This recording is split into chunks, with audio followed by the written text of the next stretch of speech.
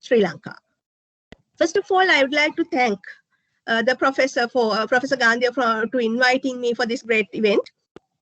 Today, I am going to talk about data science for real life.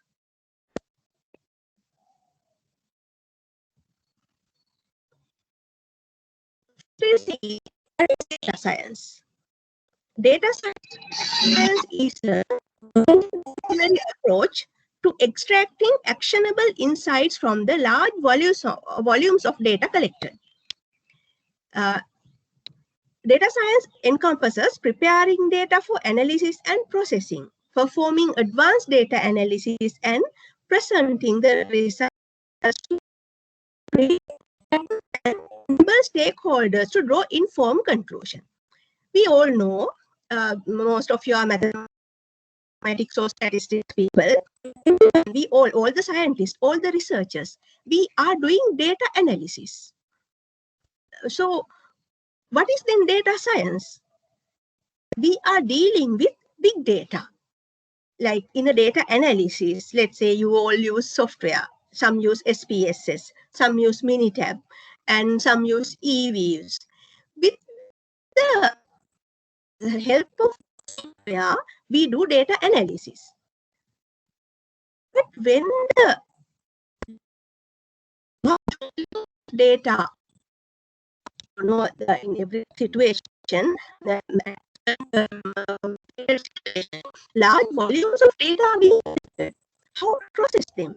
At once, you can't enter the data. Say, for example, simply, if you are collecting, let's say there is a river, there is a reservoir. You that reservoir every hour. So the 24 hours, you are measuring that. Let's say it may be a water level, or maybe you are measuring wind speed. Every hour, you are measuring the wind speed. So then per day, if you are measuring every hour, you have 24 data points per day. If you are measuring every minute, then a large number of data. So likewise, if you collect this data for several years, and software, then we need to prepare the data for analysis. And we have to process them. That means if we have hourly data, we may have to convert them into daily data. And then the monthly data or week data or annual data also. So when the data are there, our existing software are to process them and prepare them for analysis. So what the data science do is helping for that. Data science is going beyond the data analysis. It prepares the data and process them for analysis. After that, after preparing and processing, we do data analysis, but later on I will tell you how data science is more advanced than data analysis. Now, at present, the data scientists are in big demand. Who is data scientist? In short, data scientist is someone who is better at statistics than any software engineer, and better at software engineer than any statistician. It is somewhat a weird definition. A data scientist is better in statistics and better in software engineering than a statistician. In short, this is an interdisciplinary area. Data science is an interdisciplinary area. So if you are a data scientist, you must be good in three things. Data science is based on these three: mathematics, statistics, and computing. Interdisciplinary thing. So in mathematics plays a vital role, actually the main role in data science as well as other sciences. Data science also basically depends on mathematics, because Both statistics and computing depend on mathematics. Therefore, mathematics plays the main role of data science, and statistics and computing as well. So like, mathematics is a disciplinary help to understand all the other subjects. As I said earlier, statistics and computer science, they both are based on mathematical methods. Hence, statistics and computing rely on mathematics. So, the data science as well. But simply speaking, data science is the mathematics, statistics, and computing. All three contribute to data science. That's why we say a data scientist should be better in statistics than any software engineer, but better in computing than any statistician. So, if mathematics is the major or the main thing in data science also, it is worth seeing what is mathematics. We all know mathematics, but actually what is the real meaning of mathematics? The term mathematics is taken from the ancient Greek word mathema. Meaning of it is the subject of instruction. Mathematics is, the meaning is subject of instruction. That is, mathematics is not a subject. It is a subject of instruction. It is used to understand all the other subjects.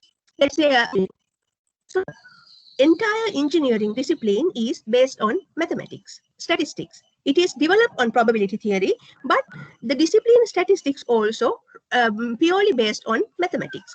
Then physics. Some rules are there in physics, some laws, theorems are there in physics, but they all are developed and explained through mathematics. Even biological sciences, medical sciences. Simply speaking, let's say you go to a doctor, you are sick and you go to a medical practitioner.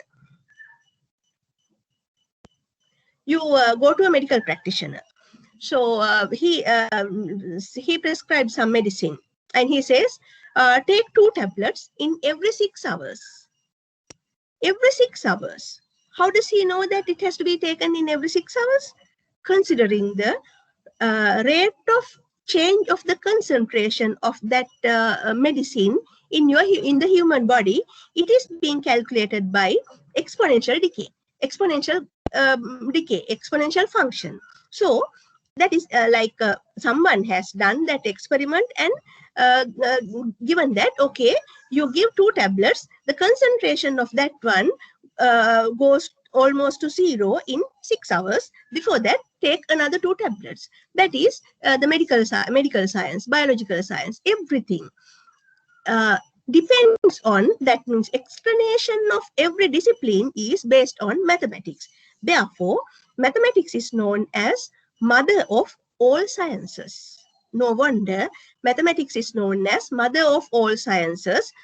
Some say the queen of all sciences, but I don't like that, because queen is quite kind of dominating the ordering. But mathematics is not like that. Mathematics helps everyone, like a mother looking after all the children. Same way, mathematics is looking after and helping the disciplines. So not like a queen, mathematics behave as a mother.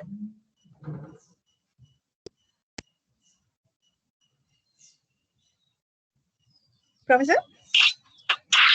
Madam, sorry for disturbance. Slide is not moving, ma'am.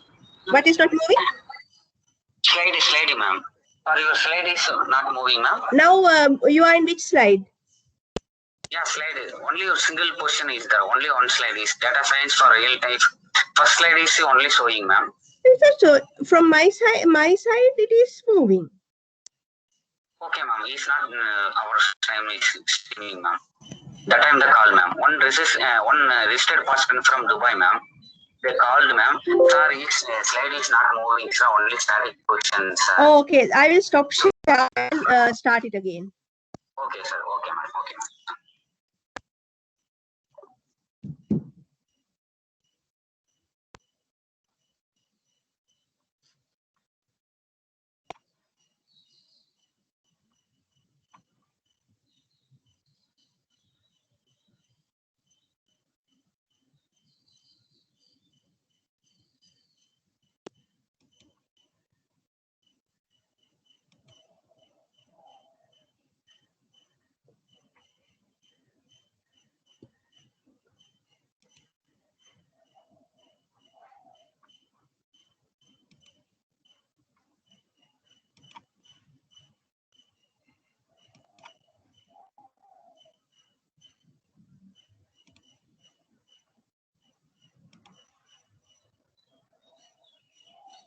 How is it now?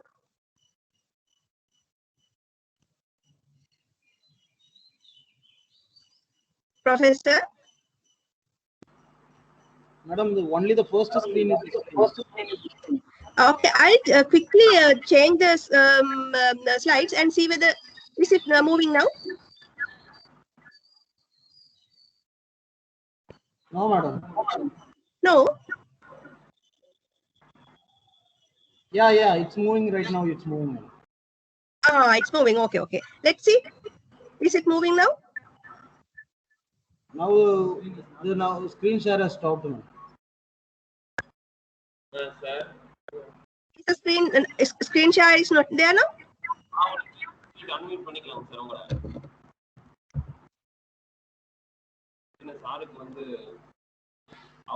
What is happening now?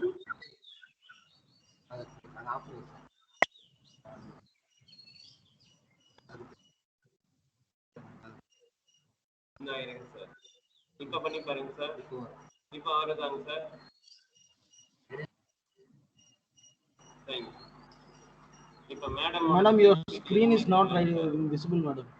Not visible? You share it once again.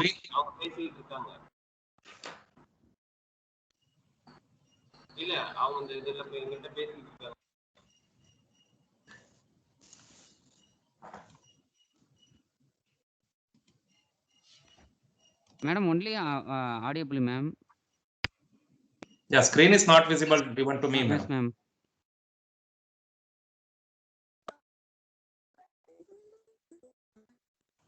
From my side, it says Teams Microsoft is sharing your screen. Oh, okay, ma'am. But it's not visible, madam. Technical persons regarding to madam issues. Screen share desktop. Madam, now you open your presentation. Yeah, it is already open. Madam, can you close it once and open, madam? Stop share and sharing. You unshare it and then I did it several times. Let me close everything and try. Sometime it works if you leave the meeting and rejoin, madam. Is that so? Yeah, I have experienced that. If you can just once. Because the Microsoft team is not very helpful like this Zoom. Okay, let's see again.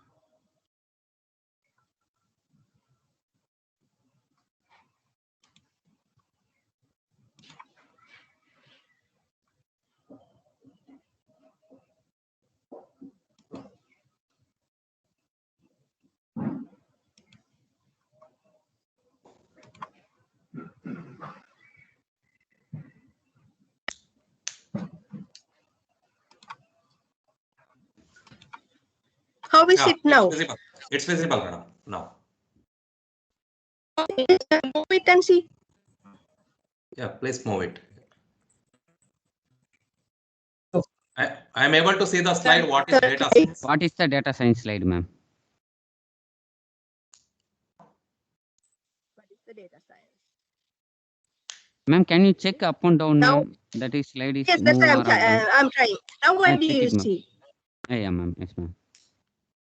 Now what do you see? Same yes, slide. ma'am. The same slide, ma'am. What is the data science slide? There is no dynamic slides, ma'am. Only static portions. Like from my side, it is moving. Who is data scientist? Oh, technical persons. I will try to rejoin. I will. Yes, I ma'am. don't know. Some. Okay. Yeah.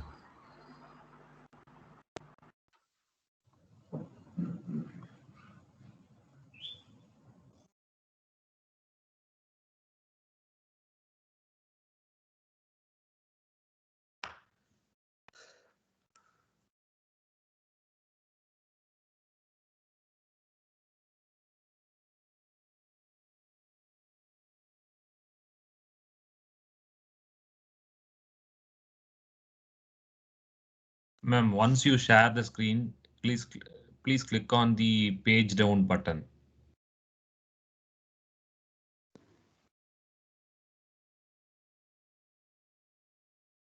Hello. Your voice Voice is not on. audio. Mic is not on. Switch on the mic, please. You unmute the mic, ma'am. It's muted. Yeah. Okay. No audible, ma'am. Yes, ma'am. Now Can I am clicking on that arrow open share tray. Yeah, yes, ma'am. That is use only And that select option, the ma'am. desktop, madam. Yes, I select the desktop window, Desktop. right? Mm. Then another. Then can you I'm supposed to do now? select the presenting positions? No, ma'am. Now tell me, share your screen, your entire screen or application window. Madam, you just share the application, madam. Only you select that window. Share the application. From that you select presentation. Microsoft PowerPoint.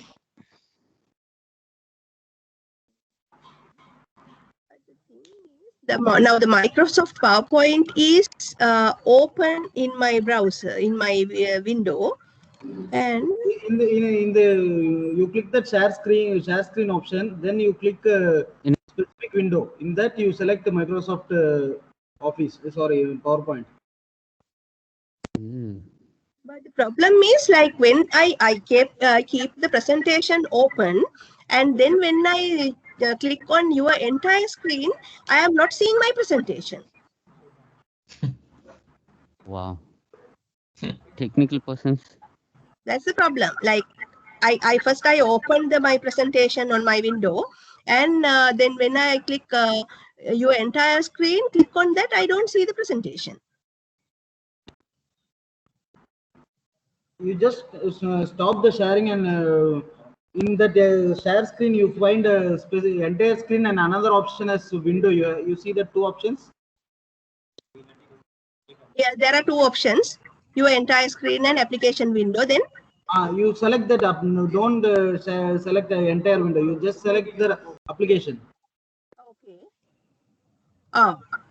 From that you select Microsoft PowerPoint. How is now?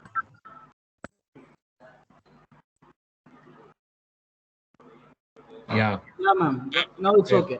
Okay, Now ma'am. do page Check down, the madam. up and down, ma'am. ma'am, Go page to down. up. Page Click on down. page down. Up and down. That is check it, ma'am. There is a page down button is there. Okay, Can I ma'am. click? Yeah, the page down is from the computer. Yes, ma'am. Yes. Computer. It's Computer, ma'am. Is the desktop. keyboard. Desktop. Madam, your The screen is keyboard. visible. You can present, madam. Is the screen moving now? No, no, ma'am. It's not moving, ma'am. Only static position, ma'am. Ma'am, please click on the page down button Page in down the button, ma'am. keyboard. In the Page down keyboard. button Keyboard. where? Keyboard, madam. Keyboard, The ma'am. keyboard. Keyboard, ma'am. Desktop keyboards. Like from my side, it is moving. Wow. I don't know what is wrong with the thing, because it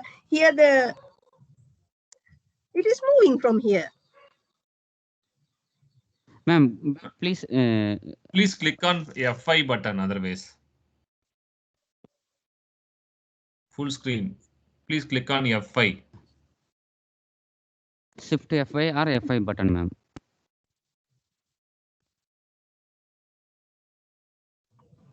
Hello. Ma'am, we lost you. Yeah, yes. The last is the URL problem. Maybe I think URL issues. Maybe there, ma'am. The end of. Once again, I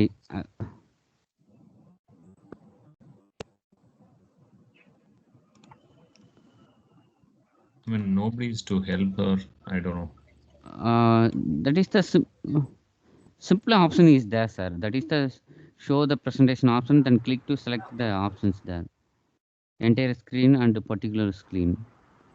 Madam, now your screen is visible. You just press F5 and start changing.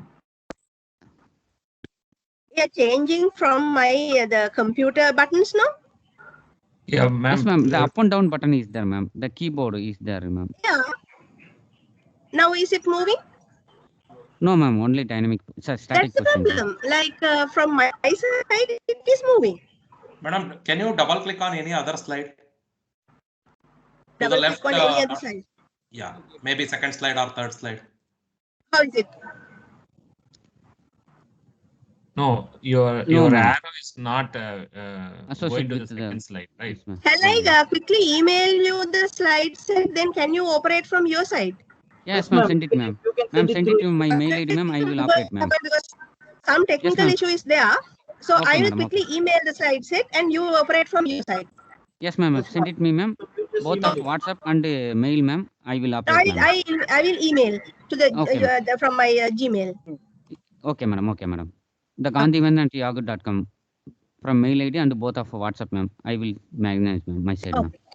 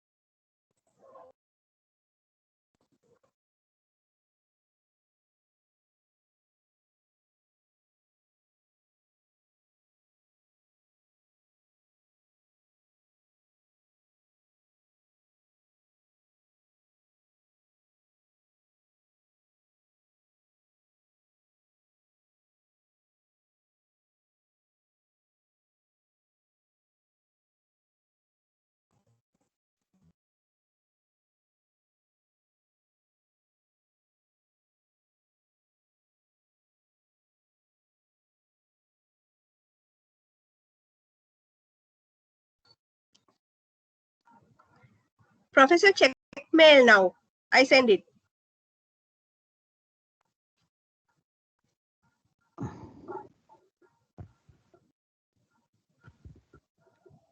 Yes, ma'am. I got my. Okay. Operate from your side. Yes, ma'am.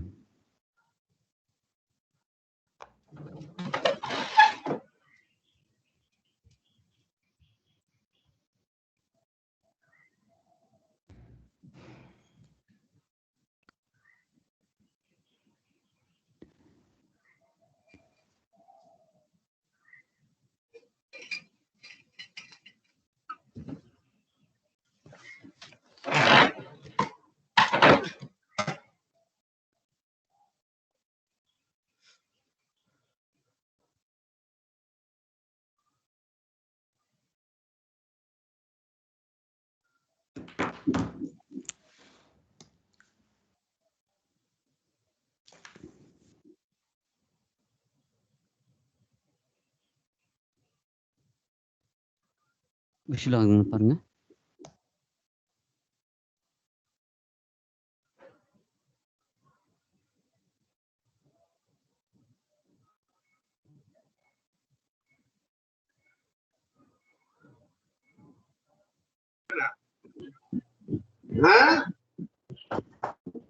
எப்படி இருப்ப? எப்படி இருப்ப? டொர்மெண்ட் இருப்பியா? என்ன? பாக்குறேன்.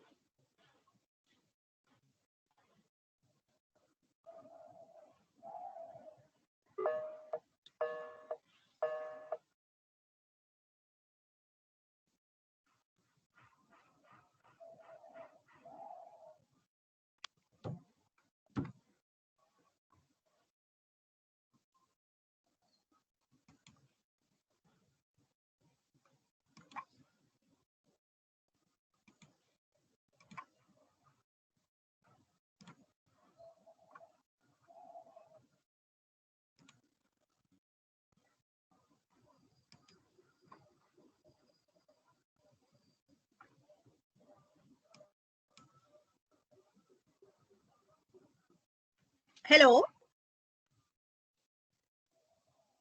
Hello.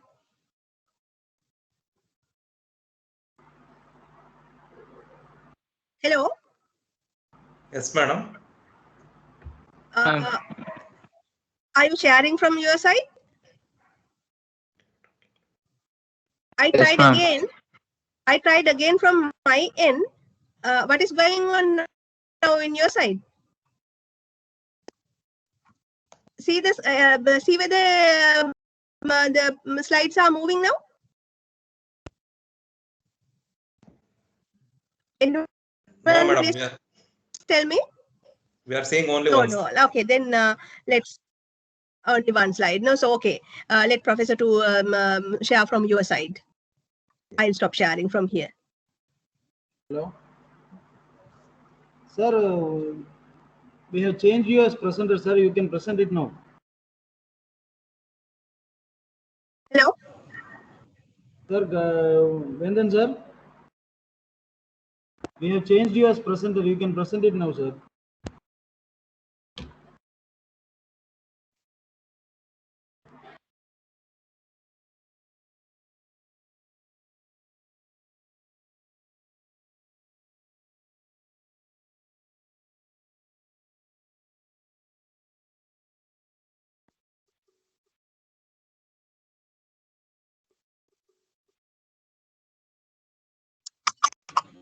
Ma'am? Professor, can you share the screen from your side?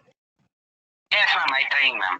Okay, ma'am. Just open from your side the presentation, and when I Yes, go ma'am. ahead, I will seek the help from you and to move the slides. Okay, madam. Okay, madam. Okay, ma'am.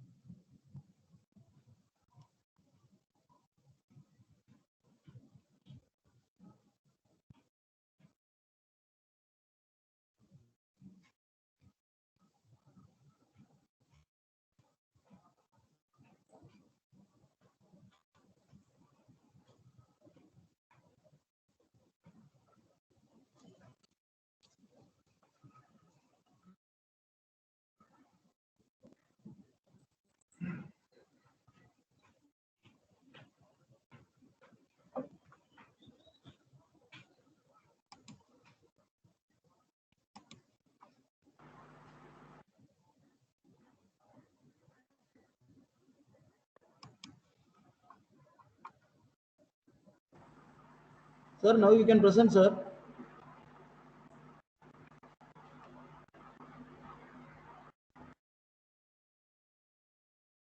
Sir, you can present it now.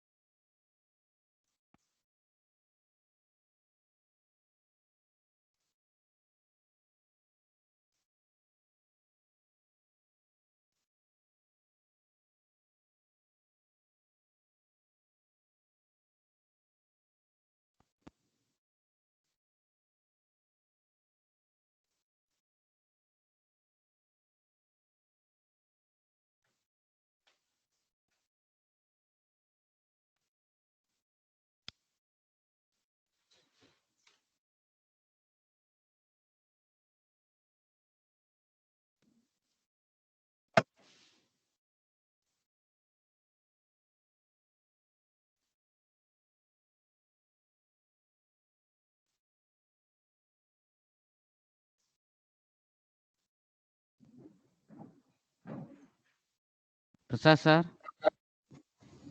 Prasad sir, allow me, sir. Yes, sir. We have made you presenter. Sir இப்போ நீங்க உள்ள இருக்கீங்களே sir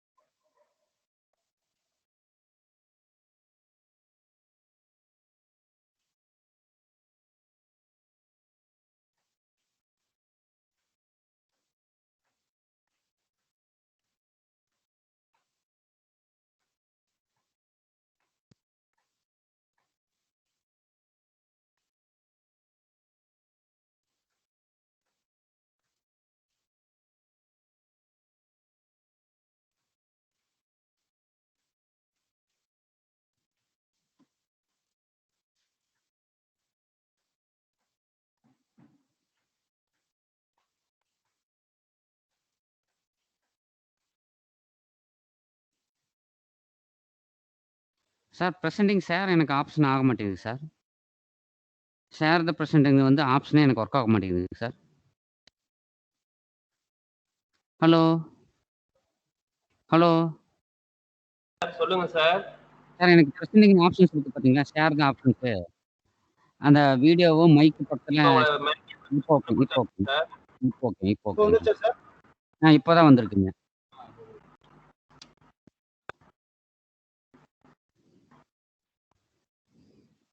இப்போ ஓகேங்களா sir உங்களுக்கு?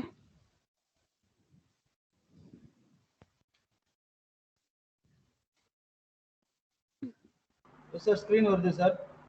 ஓகேங்க. Slide moving ஆகுது. Next slide போட்டு ஓகே சார், சேஞ்ச் ஆகுது sir. It's okay moving also. Ma'am. Okay, now I can see. Okay ma'am, okay ma'am. Is up and Please, down. Okay ma'am. Okay ma'am. yeah. Now put into the presentation mode, please. Okay madam.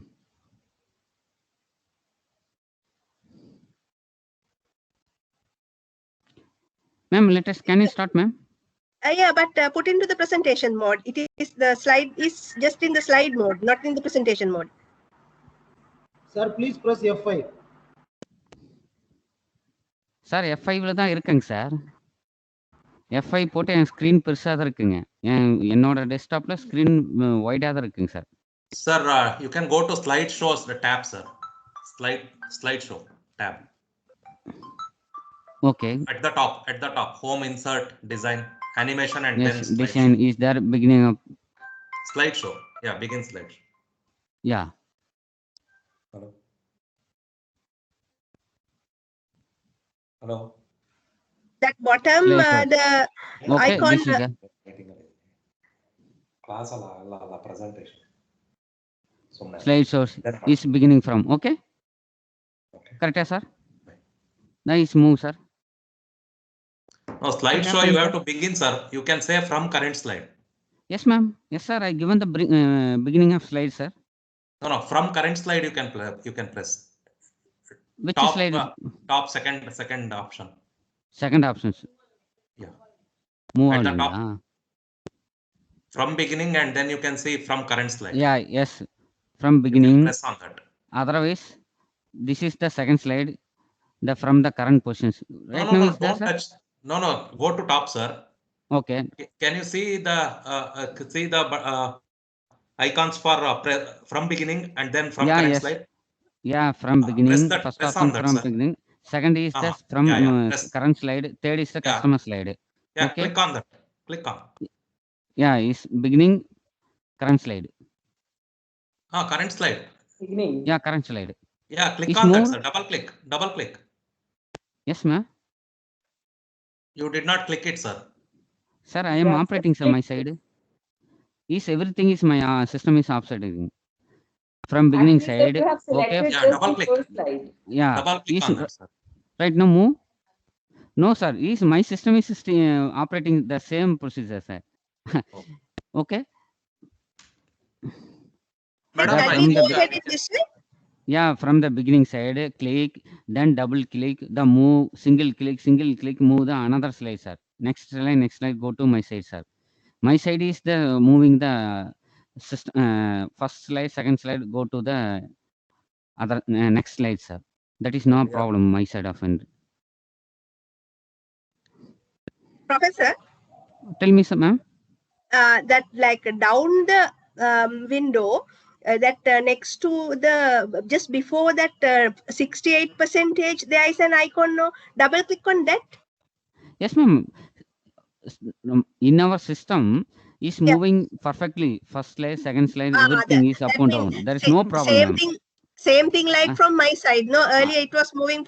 So then shall we move with this one? Otherwise the time is going fine, on. sir. And this is fine, madam. We can okay, ma'am. Ma'am, right now is move, ma'am. Okay, ma'am. Yeah, the screen is moving. Only thing is it is not maximum, but it doesn't matter. Shall we go ahead with like this? Yeah, please. Okay, ma'am. That is the slide for what is the data science, ma'am. Yes, I mean it is not taking the presentation mode. It is just in the slide form. But I will go ahead then. Okay, ma'am. Okay. So once again, we'll start. So today's topic is data science for real life, and I said, what is data science? Data science is a multidisciplinary approach. It is a combination of mathematics, statistics, and computer science. So the difference between data analysis and data science is, in data analysis, by using some software, maybe SPSS, or Minitab, or so whatever, we do data analysis, and then we come to valid conclusions. We help the real world Modeling, problems. Yeah, is it okay now? Okay. Then who is data scientist? Data scientist is someone who is better, someone good in statistics as well as computing. So a data scientist is someone okay, Professor, go to the next slide.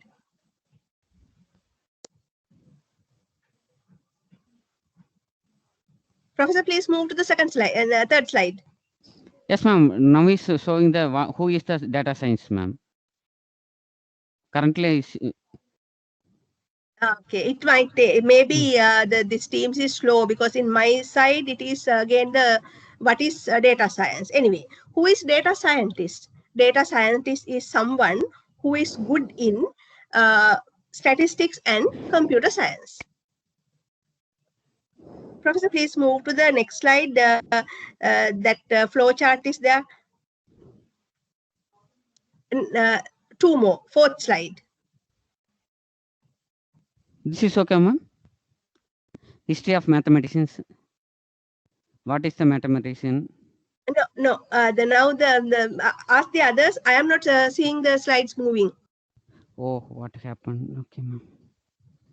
Even we are seeing only what is data science Right. slide. Yes, the same is here. I am only seeing the what is data science. Only presenter are able to move, but we are not able to see, I think. Yeah, the same thing happened to earlier from my side. I could move, and I thought it is moving, but actually, like you from your side, it has not been moving. Yes. Something wrong with the system, I guess, the Microsoft Teams.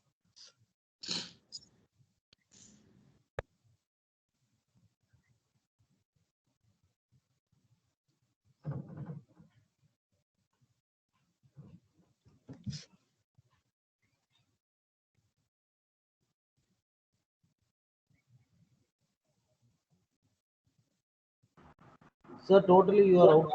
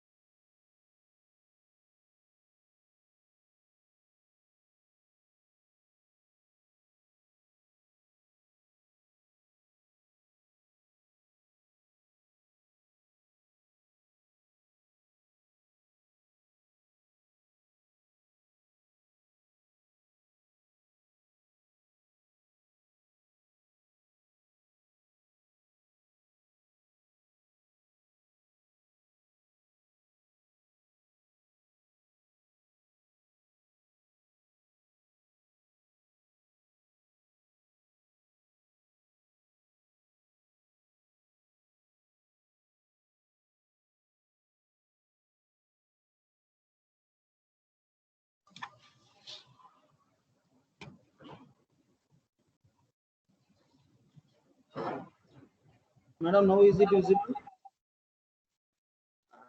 It appeared and disappeared. Okay, now it is appearing. Yeah, it's moving. Are there others also? Yeah, we could see it moving, madam. It came to the fourth slide, base of data. Now Yes, ma'am. it came to the presentation mode, right? Okay, moving, sir. Now it is moving. Now it is in the presentation mode. Okay, madam. You can go on. Okay, then please go to the first slide. I will restart, otherwise it will be not, it is a discontinuation.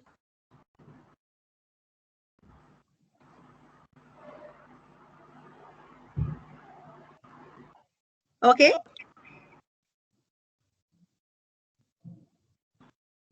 Professor? Yes, sir. First Yes, slide. ma'am. Is it okay, madam? May I start? Yeah, madam. You Yes, can ma'am. start. Okay, let's go ahead. Hope this time we'll be able to continue. Right, I don't need to tell it again what is data science. Now you know it is a multidisciplinary approach between mathematics, statistics, and computer science, where we are handling with large volumes of data. We prepare data for analyzing, processing, performing advanced analysis, and presenting. Okay, Professor, move to the next slide. YouTube போட்டாரா man. Right. Then who is data scientist? He is someone who is good in statistics as well as computing, software engineering. That means he is not very good in statistics as a statistician or software engineering as a software engineer, but he is good in both areas, statistics and computer science. Please move to the next. Next slide, please. All right. So the data science, it has three bases: mathematics, statistics, and computer science. Next, please.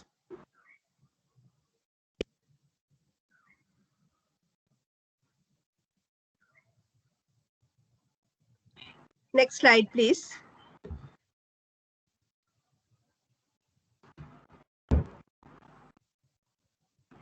So, as I said earlier, mathematics is the base of every discipline. It is a subject of instruction. So, let's go back to the history of mathematics in brief. Mathematics, the subject of instruction, is that word is taken from Greek word mathema. Next, please.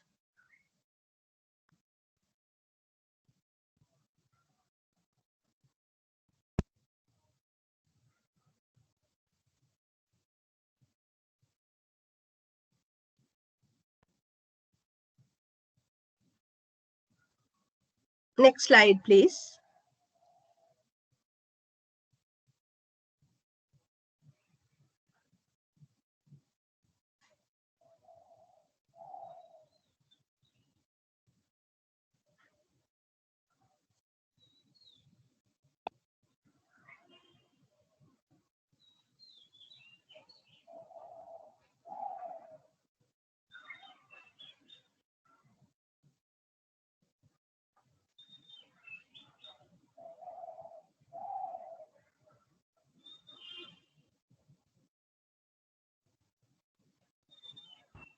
Is it okay now, madam?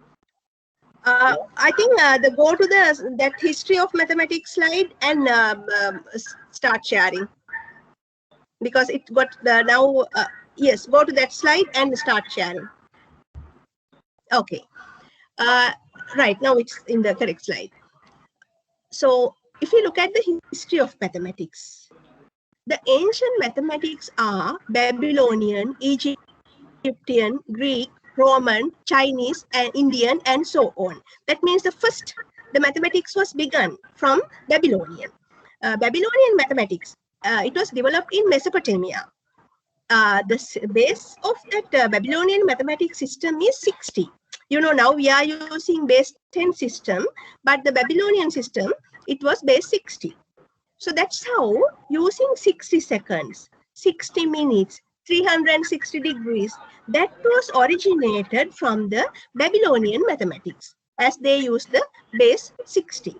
So the Babylonian mathematics evidences are found in clay tablets. These two pictures are the clay tablets of that. Click. Move that slide. Move to the next one. Okay. Babylonian, move to the next slide. Just click. Yeah. So the both Babylonian and Egyptian texts mention the Pythagorean triples. You all know Pythagoras theorem, something we learn in college. Pythagoras theorem. That was the that was the beginning of the mathematics as a demonstrative discipline. It begins in 6th century. So thereupon, the ideology of mathematics has been born and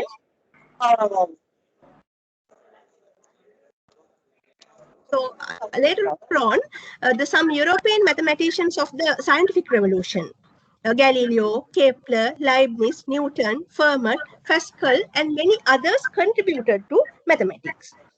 So Pascal and Fermat, they set the groundwork for the statistics, probability.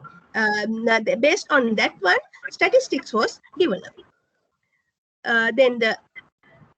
Until the ancient Romans introducing mathematical modeling or the applying mathematics in real life, it stands as a pure mathematics. Later on, the ancient Romans, they introduced mathematical modeling.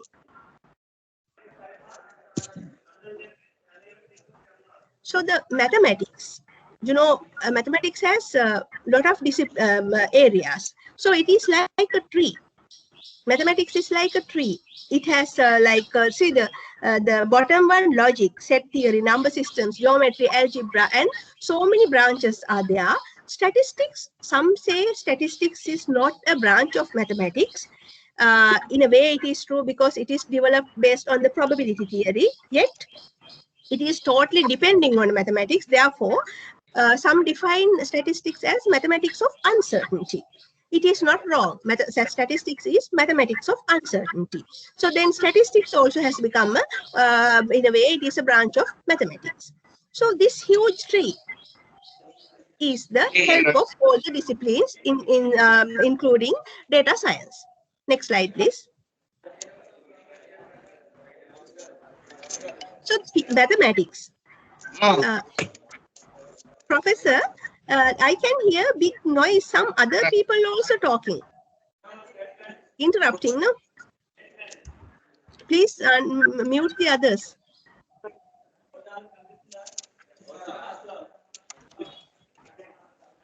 Okay, the pure versus applied mathematics. In pure mathematics, we learn axioms and theorems. Like as I said, the Pythagoras theorem, it is a theorem. Theorems have to be proved. Like we can prove the theorems mathematically, but axioms we have to accept as they are defined. That is the difference between axioms and theorems. Then the applied mathematics or the mathematical modeling, it is use of mathematics in other disciplines. When it says other disciplines, every discipline. It can be biological science, management science, or the physical sciences or engineering, everything. The mathematical models can be classified in many ways. I will briefly explain some more important things. Static versus dynamics and deterministic versus stochastic. Static and dynamic models. If a mathematical model has a time-dependent component, it is known as a dynamic model. If it does not have a time-dependent component, it is called a static model. Say, for example, if you take a multiple regression model is a static model. Whereas when you take time series models, they are dynamic models. If you take Malthus model or Gompertz model, they are dynamic models as a time-dependent component is there. Then another classification is deterministic versus stochastic models. Deterministic models, okay, move to the next one. Deterministic models are not associated with any randomness. That means, you know, the real life is full of uncertainty. We cannot say anything for sure. We don't know what will happen in next moment. So the deterministic models are unable to capture the uncertainty in real life. Conversely, stochastic models capture the randomness.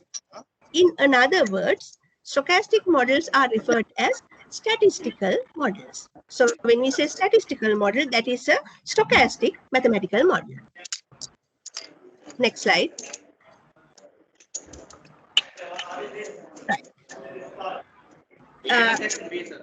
This is the process of mathematical modeling. This diagram illustrates how a mathematical modeling is begun. First, number one, you see a real world problem is observed, and that means, say for example,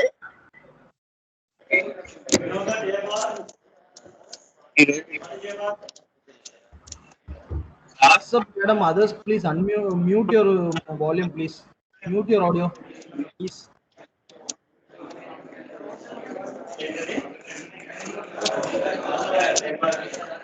Sir, I think disturbance is coming from BLK Prasad.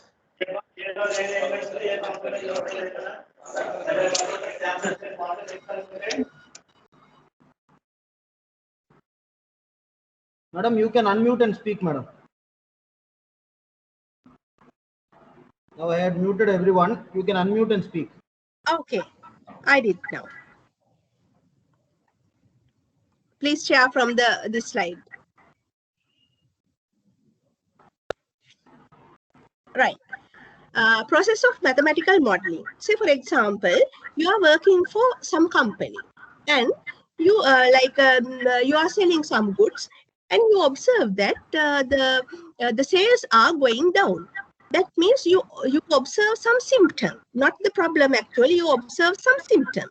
Then you start thinking, as in the second one, what are the reasons? What are the root causes for this sales drop of sales? Then you start you speak to the customers, you speak to the workers and the management. Likewise, you get some information, and based on that, let's assume you devise a regression model. You assume the sales depend on the customer satisfaction, the wages of the workers, and some other government taxes or some other problem. Based on them, you devise a mathematical model. Say, for example, you devise a regression model. Tentatively, you think a regression model would work, or you yourself develop a new model. Then you go to the mathematical. What you do is you make use that model for some calculations or estimations. After that, you can see this balance, the scale. There, you are trying to see whether your predicted or the estimated outcomes tally with the actual outcomes. That means your predicted sales and the actual sales for some months. Please go back to the previous slide. Still, I am not done. Previous slide, please.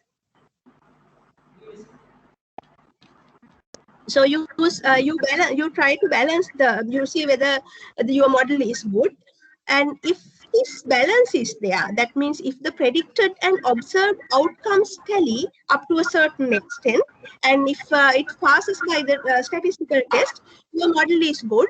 So you use it for real life situation, real life forecasting. If not, you go to the mathematical model and refine.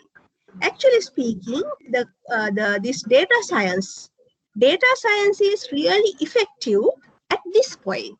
If the model you selected is not good, then refining the model is a difficult task for a data analyst without the support of the computer programming. Because say regression, you tried with the regression model, it did not work, then you don't know what to do. Maybe you use transformations and whatever it is. If it does not work, you have to refine the model.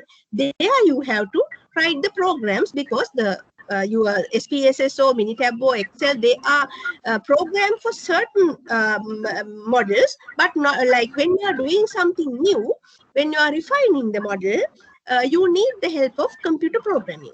So in the process of mathematical modeling, the role of computer programming is vital.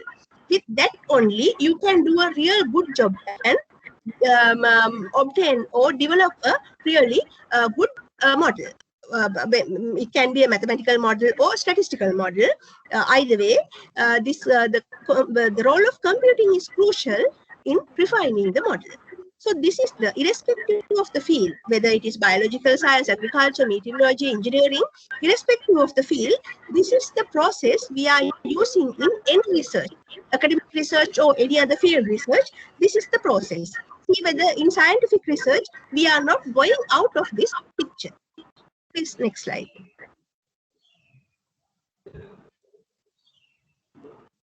Next slide, please. Right.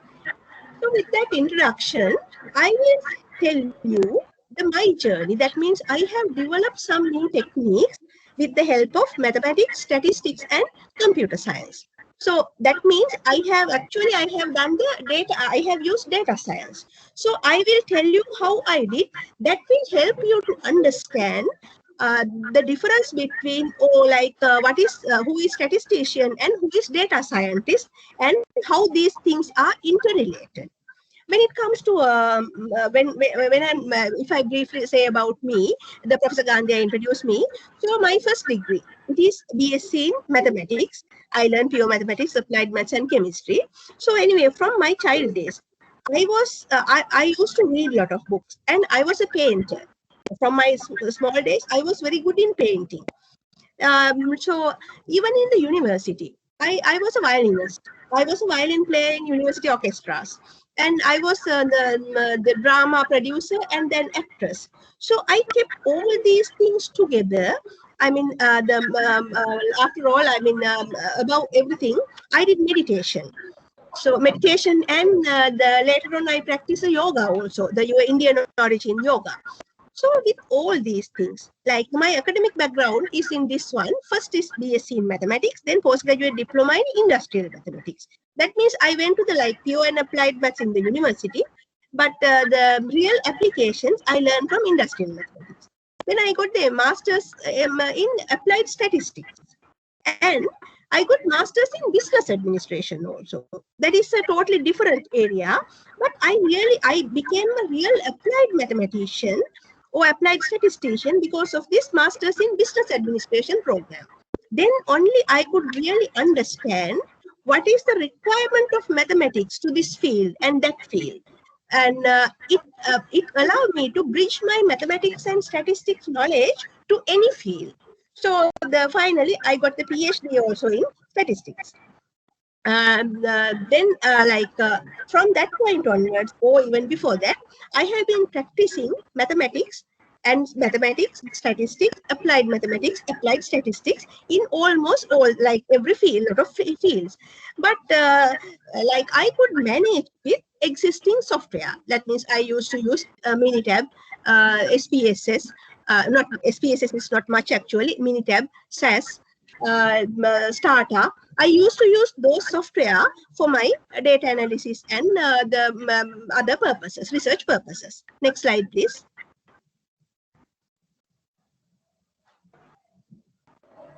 Next slide, please. Right. So in my PhD, this is the turning point of my life actually. With that background, actually, you could have seen that I am a multidisciplinarian. I am a scientist as well as an artist. So when I was searching for a research area for my PhD, I got to know that there are big problems in the share market. You know, the stock market or share market. It plays a vital role in the economy of any country. Sri Lanka or India or any country, the role of stock market is crucial. So then this problem, my research problem was related to the Sri Lankan share market. So my PhD topic was model development for stock returns. Next slide, please.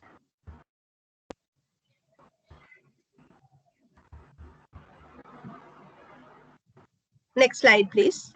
Right. The share trading, you know, share market or stock market. India, like Sri Lankan stock market, of course, is a small market, Colombo Stock Exchange, but the India has two big markets. The one of the oldest stock markets in the world is Bombay Stock Exchange. Like in every corner of the world, all the investors know about the Bombay Stock Exchange. Why is that? It is affected to nearby markets as well as the faraway markets. So not that big, but even in Sri Lanka, the share market is an important part. So in general, it is known that a healthy stock market has been considered indispensable for economic growth. That means the share market shows the sign of or the direction of the growth of the economy of a country. Therefore, investors concerned about investing in the share market. In share market, there are like when the investors invest in the market, they get the return in two ways. One is like let's say you invest in one company, say Maharaja company, you invest some money. If the company has profits, if the company gets profits from their business, they will give some returns to some dividends to their stakeholders or the shareholders. In addition to that, like when you invest in share market, by selling your shares, buying and selling shares, you can get another yield. So the stock market investment are really profitable than other fields. Therefore, the investors are willing to invest a lot of money in the share market from the investor's side to get a high return. But from the economy as a whole, when the investors invest in the market, the government have money to run the country, like to start the development projects, especially when the foreign investors are coming into a country. That means the foreign money is coming to the country. So that way, it helps for the economic growth of a country. In a share market, we are talking about two things. The previous slide. Previous slide, please.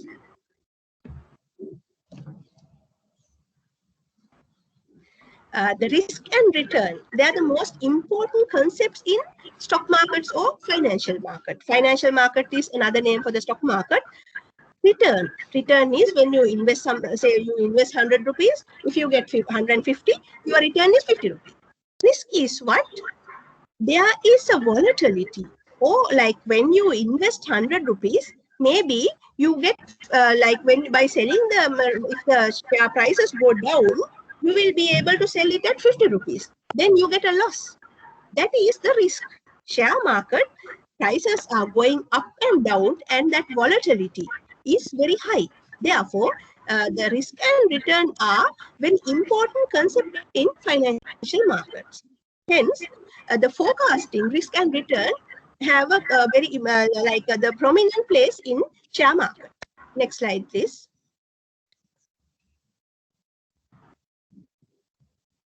Next slide. Okay, this one, right. So the stock market forecasting or the share market forecasting mainly divide into two parts. Like they are done by statistical techniques and soft computing techniques. So the statistical techniques again divide into two parts as fundamental analysis and technical analysis. Fundamental analysis and technical analysis. Then the soft computing techniques also used for stock market forecasting. Some techniques are artificial neural network, neurofuzzy, and so on. So some people combine these techniques. That means statistical techniques and soft computing techniques. That also very effective. So the next slide, please.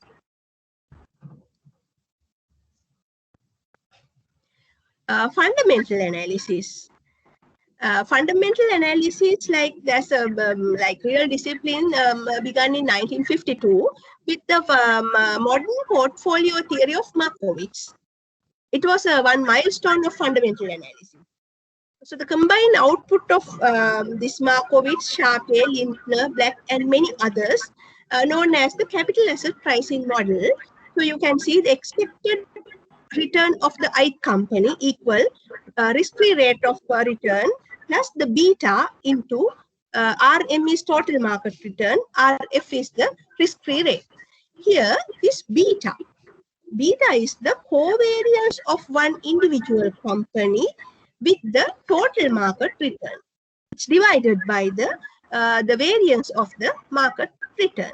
So this model, the development of this model, like these researchers got the Nobel Prize for introducing this one. It is such an important concept. Like in this one, here it looks like a regression model, but actually it is not a regression model. Here the independent variable is the beta. Beta, or the covariance divided by the variance. That is the independent variable. This Rm minus Rf, it is a constant. So if you take a linear model, if you take y equal mx plus c, that linear model, then the gradient. So this model was really helpful in forecasting share market return. Generally, this was used for individual companies. Actually speaking, in share market investments, individual company forecastings are very useful because the investors are investing in individual companies. So this one, move to the next, please.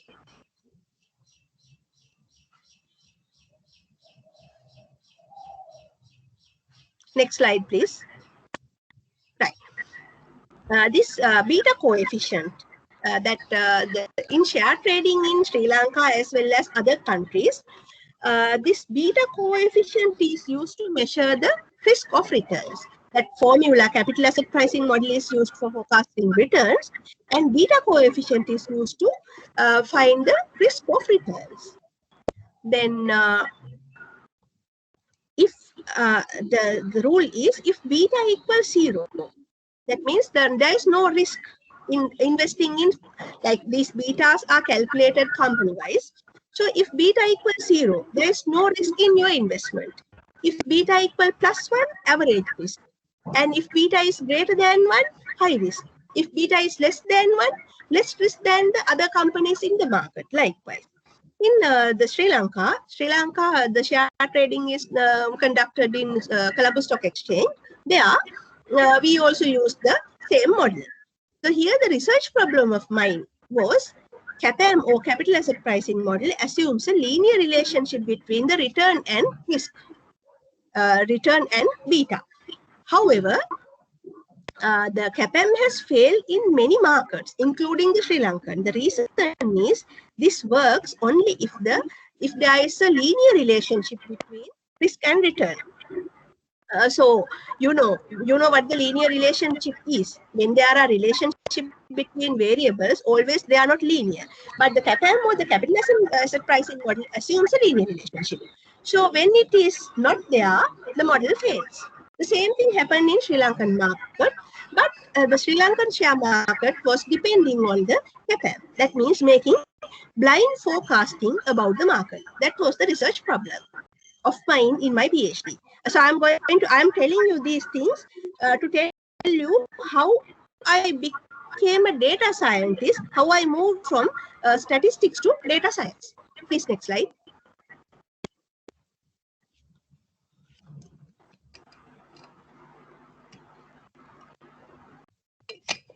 In my research, the primary objective was develop some statistical models for forecasting Sri Lankan share market returns to develop an indicator to compare the relative stability or risk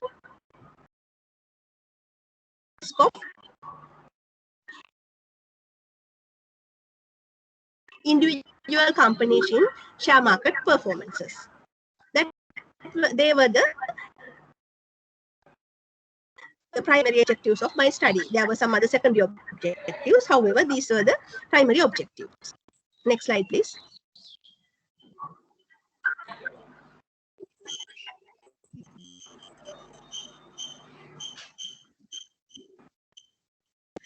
So in my study, by the literature reading, I found that, as I said, I tested based on the literature.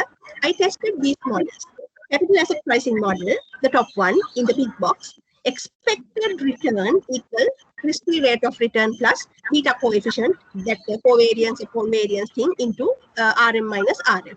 So first, I tested this model for large number of companies in the Sri Lankan share market, the total market, and large number of companies in the Sri Lankan share market. And I found that the CAPAM fails because there is no linear relationship between returns and risk in the share market, Sri Lankan share market. Therefore, I concluded that capital asset pricing model does not work for the Sri Lankan share market. Then I took the vector autoregression models or VAR models. You know, the VAR models or the vector autoregression models predict the future by looking at the lag or the past of one variable. That means if y is a random variable,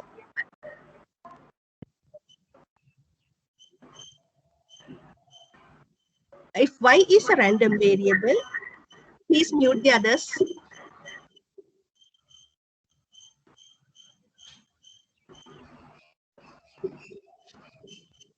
If yt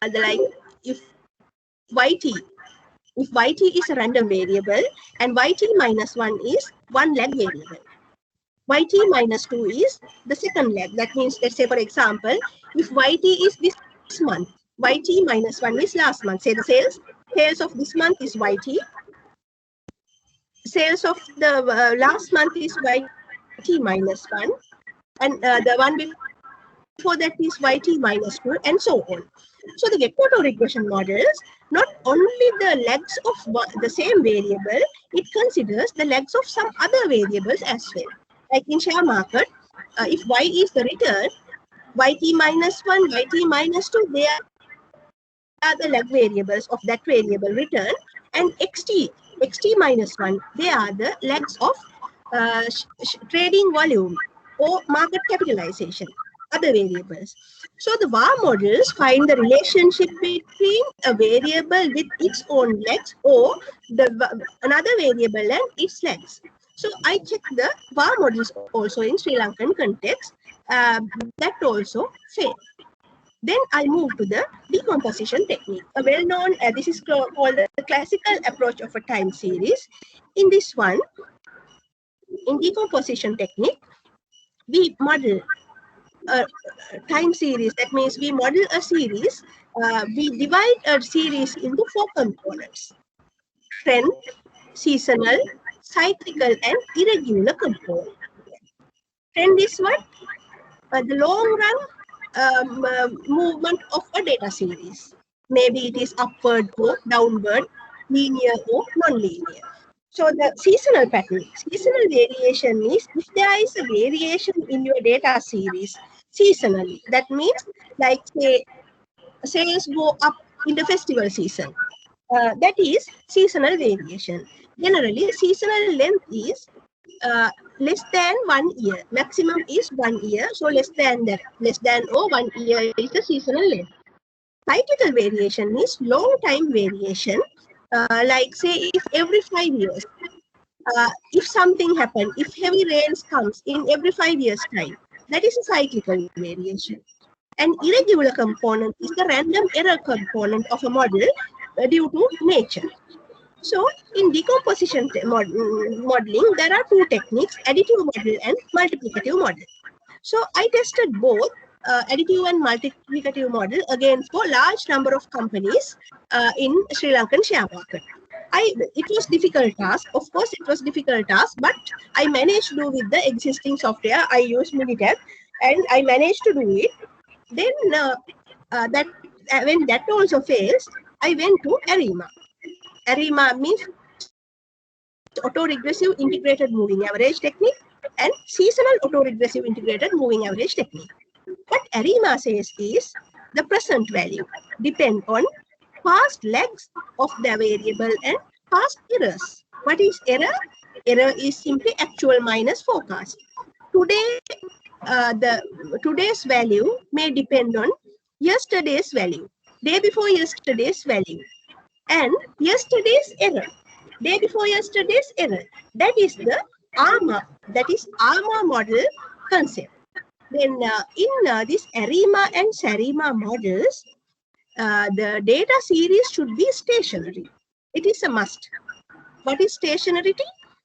The data series should have a constant mean and constant variance. Otherwise, the ARIMA cannot be used for that series. So sometimes the data series do not follow the, do not satisfy the criterion of this stationary. In such a situation, we take differencing. We take differencing of the series. So if the differencing is used, that model is called ARIMA. The basic is ARMA, autoregressive and moving average model.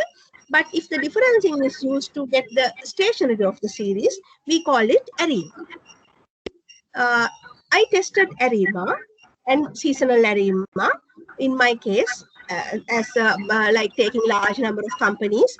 Again, I use the Minitab software, and this model was satisfactory up to a certain level. Not that it was not satisfactory, right? Not like decomposition, VA or CAPAM. ARIMA models were satisfactory up to a certain level. But there were large number of data series where they were not stationary. Even with differencing, I could not make them stationary. And in some cases, the series was stationary, but it did not satisfy the model validation criterion. That is, in ARIMA or any of these statistical models, we have to check the normality and independence of residuals. Epsilon T, residuals should be normally distributed and independent. Some of the fitted models did not satisfy this normality and independence criterion or both. So those models cannot be recommended for forecasting. As that problem was there, I tried the arch-graph approach. Basically, I have tried with all the existing statistical techniques in my research. My objective was finding the best model and improving it for better forecasting. However, arch means autoregressive conditional heteroscedasticity. Gauge is generalized arch models. So what that does is, like, arch and gauge models are different from other models. Like decomposition or VA models or CAPAM or ARIMA, SARIMA, they can make the forecast for a data set straight away. But when it comes to arch, let's say we use a vector autoregression model. We use a vector autoregression model and find that model is fitting, but the errors are not independent.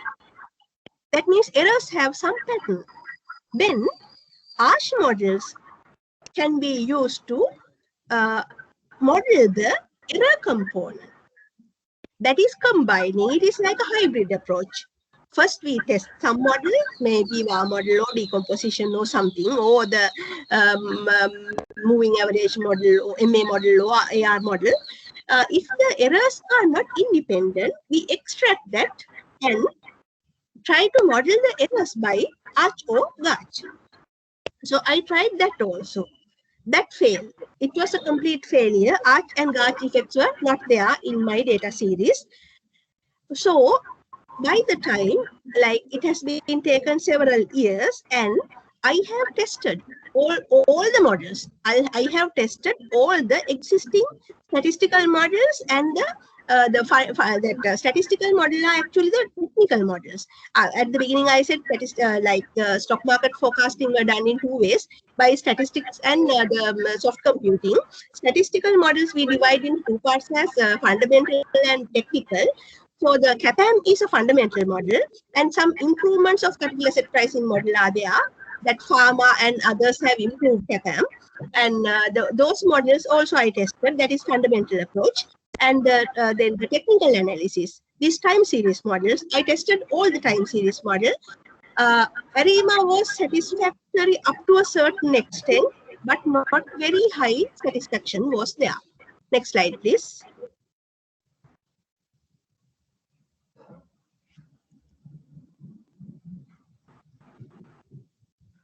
So that was the time to think about a new development. Because when all the existing techniques did not work, I mean, there was no way of improving ARIMA, because I didn't see a way of improving ARIMA. Actually, Archigaki also have been combined with ARIMA. That also didn't work.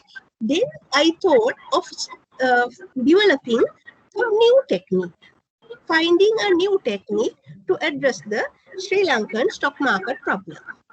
So I managed to, after so many years struggle, like combining mathematics, statistics, computing, and actually management also. I managed to develop two techniques called, I named them as circular model and circular indicator. Later on, like I got the PhD for this, and later on, I found some weaknesses in circular model, and in 2018, I improved that one to overcome the weakness and name it as a Sama circular model. So I'll come to that later. Let's move to circular model. Next slide.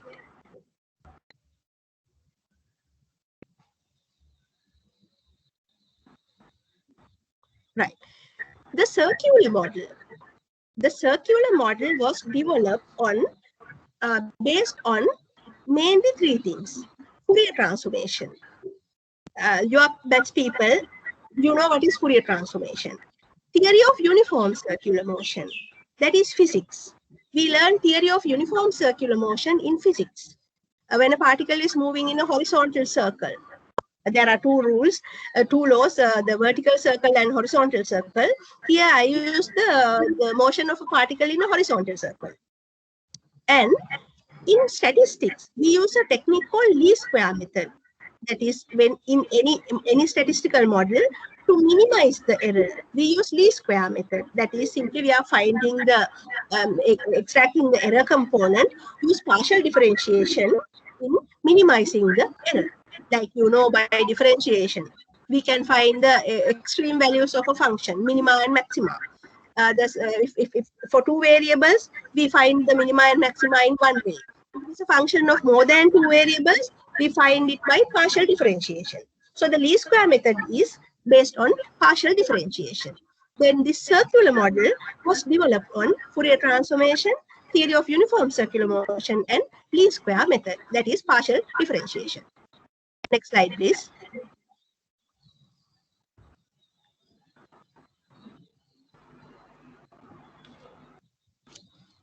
So the Fourier transformation.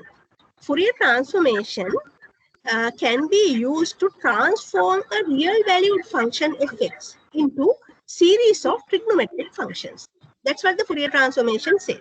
The Joseph Fourier, the great finding of the Fourier is that he says a real valued function can be transformed into series of trigonometric functions. So the Fourier transformation has two versions, the discrete version and continuous version. So the discrete version of the Fourier transformation is this. Fx is a sigma of minus infinity to plus infinity an e to the minus k theta, exponential function, the decreasing exponential function. That's what the Fourier said. That means a1 e to the minus k theta, that way, from minus infinity to plus infinity. Next slide, please.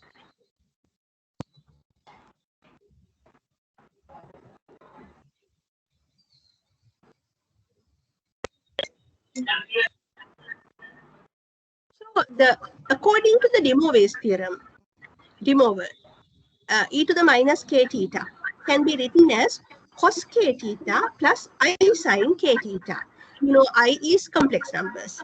Then according to De Moivre's theorem, e to the minus k theta function can be written as cos k theta plus I sine k theta. Then the Fourier transformation can be has modified as fx. That real valued function is a sigma from k equal 1 to n. This n can be infinity also, but let's say k equal 1 to n, ak cos k theta plus bk sine k theta. Simply speaking, the Fourier transformation is given as some real valued trigonometric functions, cos k theta and sine k theta. That is combining the Fourier transformation with the Grimoire theorem. I'm not going to explain you how it has been done. So the Fourier transformation, when making this change, when modifying the Fourier transformation, the uniform circular motion of particle also considered. Next slide, please.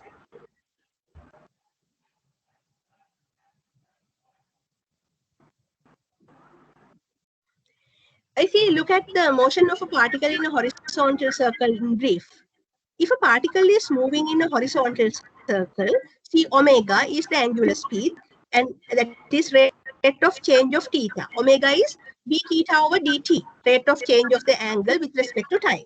By integrating it from 0 to theta, that means completing one circle is starting from theta equals 0 and coming back to 360 degrees. So if we take any other point between 0 and 360 and integrate, we get theta equal omega t. We can find the constant also, like then we get t equal theta over omega. So the time taken to one complete circle, the time taken to complete one complete circle is known as the period of oscillation. Period of oscillation. So then at that, if one come, if previous slide, please. Stay in the previous slide. If the particle has complete one circle, then the theta is 2 pi degrees. So the period of oscillation is 2 pi over omega. Then we can express omega as 2 pi over t. Omega is 2 pi over t. So that is a relationship between the period of oscillation and the omega, angular speed. Next slide, please.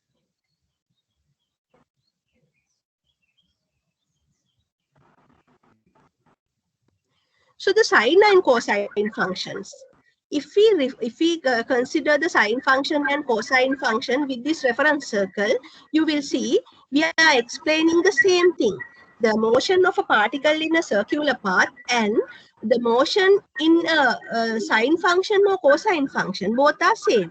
Just see, we are starting from 0 and we move to pi by 6 angle. That means if theta is pi by 6. So sine function, sine 90 is 1. That is, the maximum of the sine function is 1. And here I have shown the one complete circle, which is completed in 2 pi.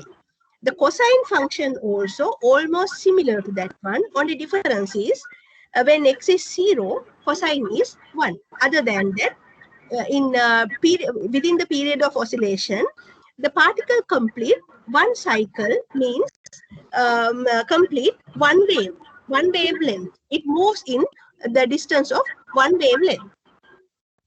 Next slide.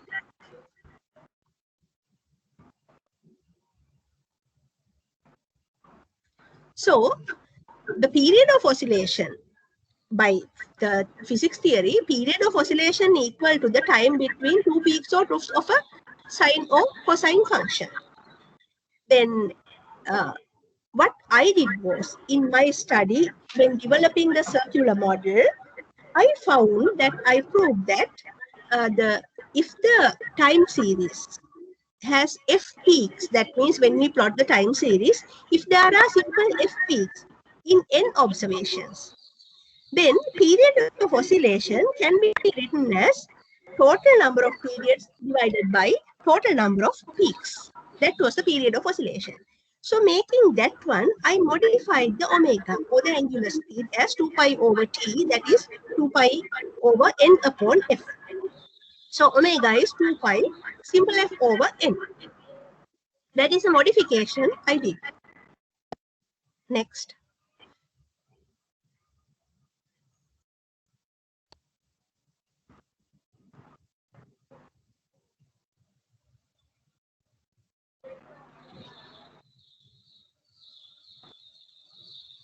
Next slide. All right. Okay.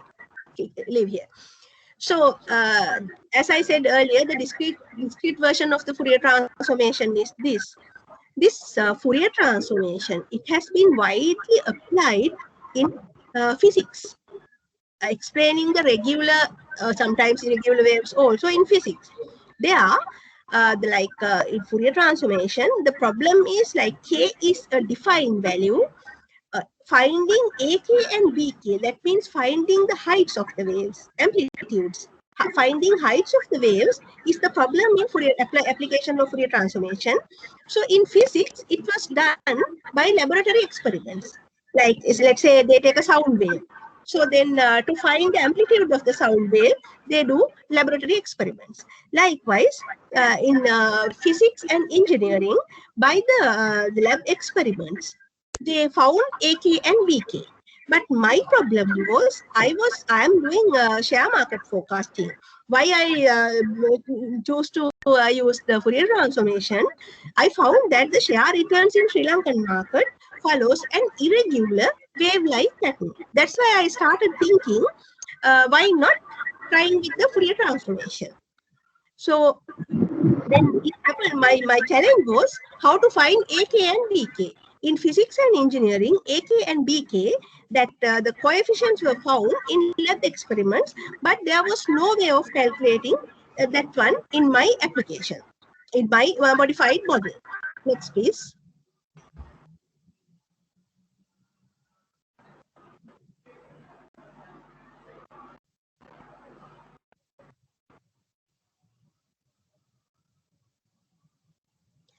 So, like with my modification, the circular model is yt is sigma k is 1 to n ak sine k, omega is 2 pi f over nt plus bk cos k 2 pi f over nt plus epsilon t. That is the Fourier transformation is this static model. Sorry, it is a deterministic model. It did not incorporate with the random error. So I proved that it can be modeled by as a statistical model. And now this was the circular model. So the model assumptions, I theoretically proved it because the PhD in mathematics or statistics, we have to prove things theoretically. So I proved it theoretically, and the model assumptions were the yt. It is a continuous random variable, and t is greater than or equal to 0 because it is a time. K is a positive real number. That means it need not to be an integer. It is a positive real number. And like I said, there was a problem. Like my challenge was finding AK and BK, the coefficients. So I thought of using the regression technique, the multiple regression technique to find AK and BK. That's what I suggested, to find AK and BK. Then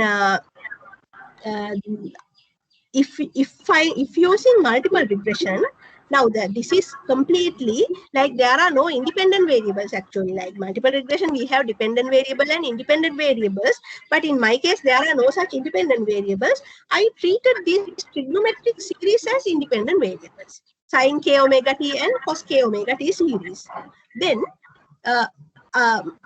model assumption was this series sine k omega t, if k is 1, sine omega t and cos omega t, is k is 2, sine 2 omega t and cos 2 omega t, is if k is 0.5, sine 0.5 omega t and cos 0.5 omega t. Likewise, this series should be independent. That is the assumption of regression analysis. If I am going to use that technique, then my series should follow that one, though they are not real life variables. These sine trigonometric series were not real life variables. So, but I'm using regression. Therefore, the one model assumption is this series should be independent. And once when the model is fitted, assume if the model is fitted, then the random error component, the errors should be normally distributed and independent. So these are the model assumptions of the circular model. Later on, I tested it, and I will tell you how I tested. Okay, please move to the next slide.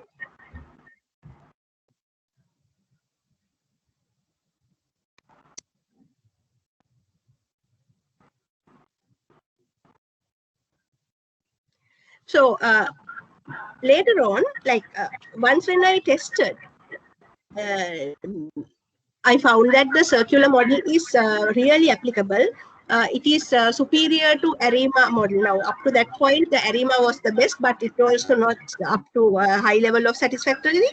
So the circular model was really appealing into the Sri Lankan context, and I could forecast the Sri Lankan share market accurately and reliably. So I tested it using computer programming. I will come to that later. So, however, that was in 2016. My PhD is not very old. It was in 2016, but it took 8 years. You won't believe, like the generally PhD period is 3 years, but it took 8 years for me to do this thing because of this testing all the existing things and to bridge the fields.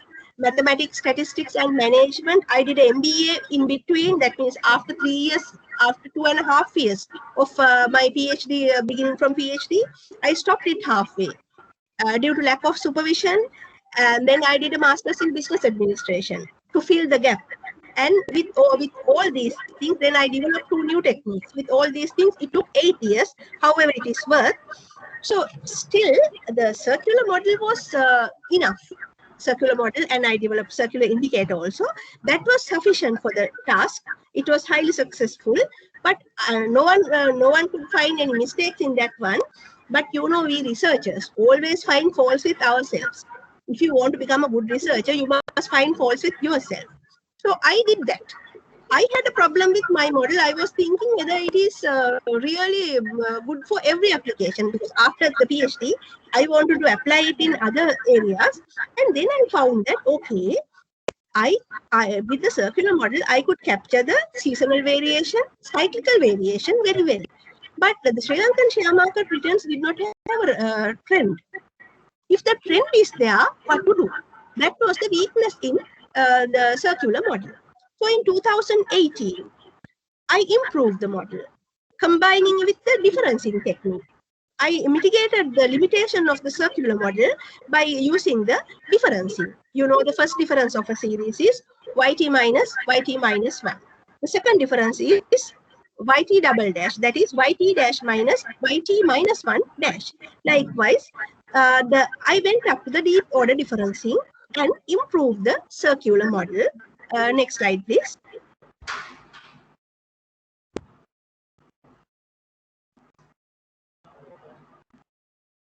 So this is the Sama circular model.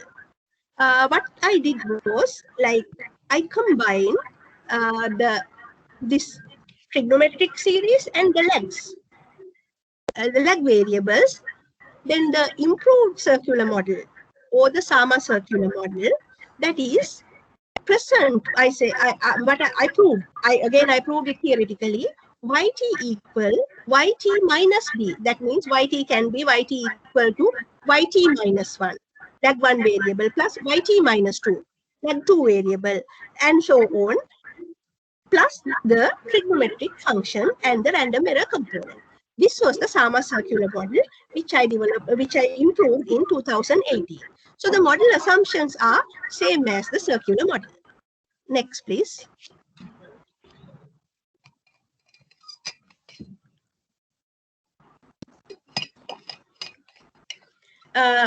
The second development or second finding of mine in my PhD is circular indicator.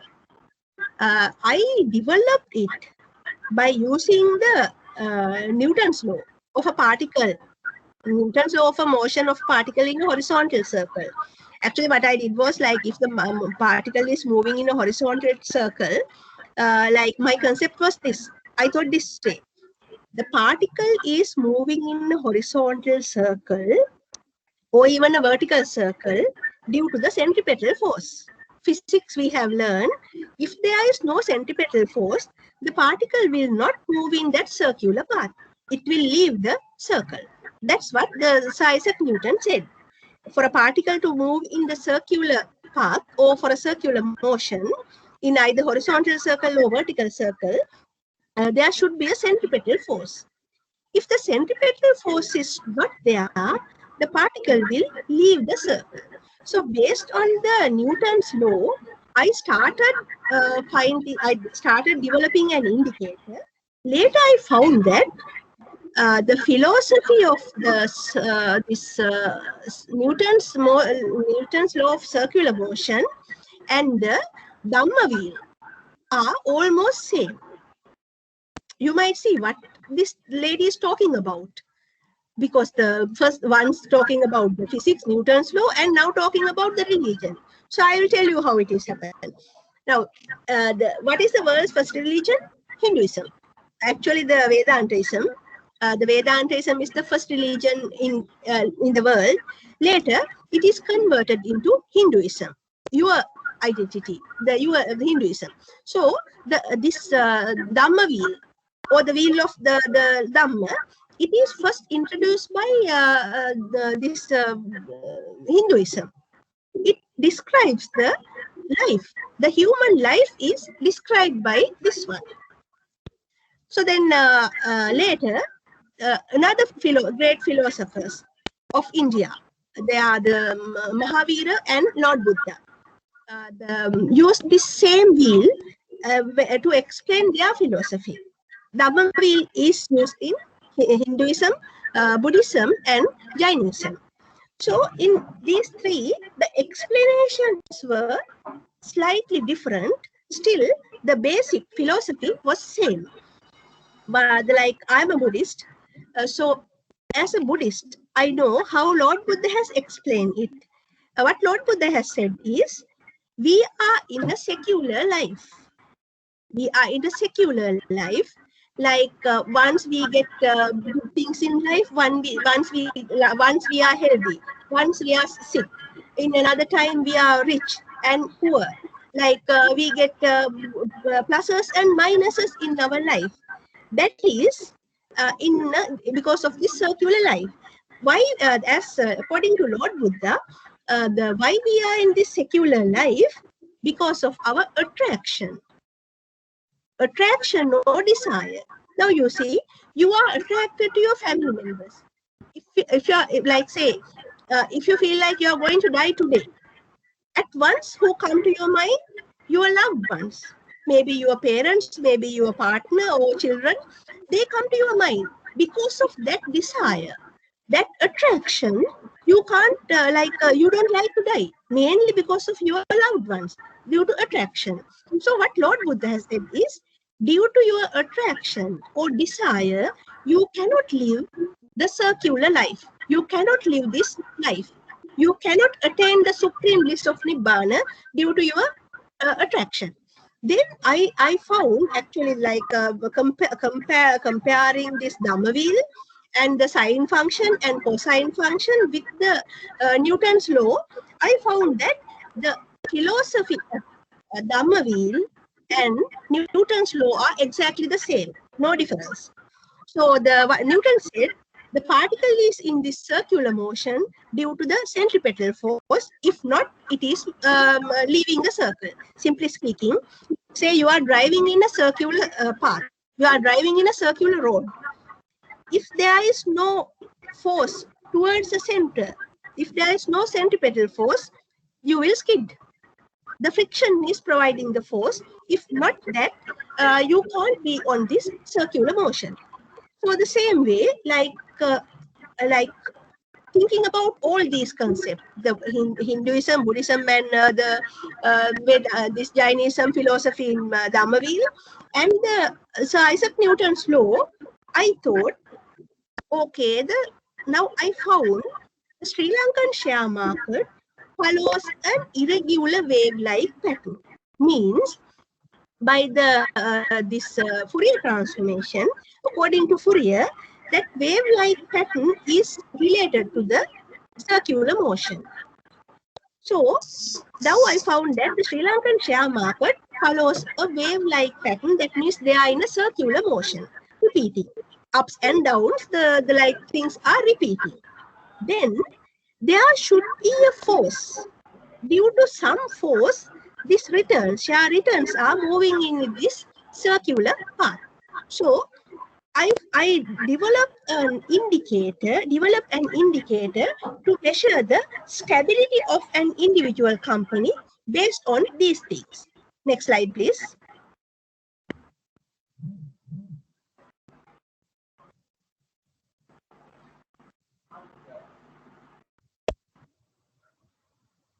So the development of the circular indicator. Now Newton's law is F equals ma omega squared. That is the Newton's second law of motion. F equals ma omega squared. So as I was, again, I proved it theoretically. I'm not going to explain the theoretical proof. That's, I thought, that centripetal force. F is, according to Newton's law, that force is mass into acceleration into omega squared. So as I used the per share return, that means return of one share. I took m as 1.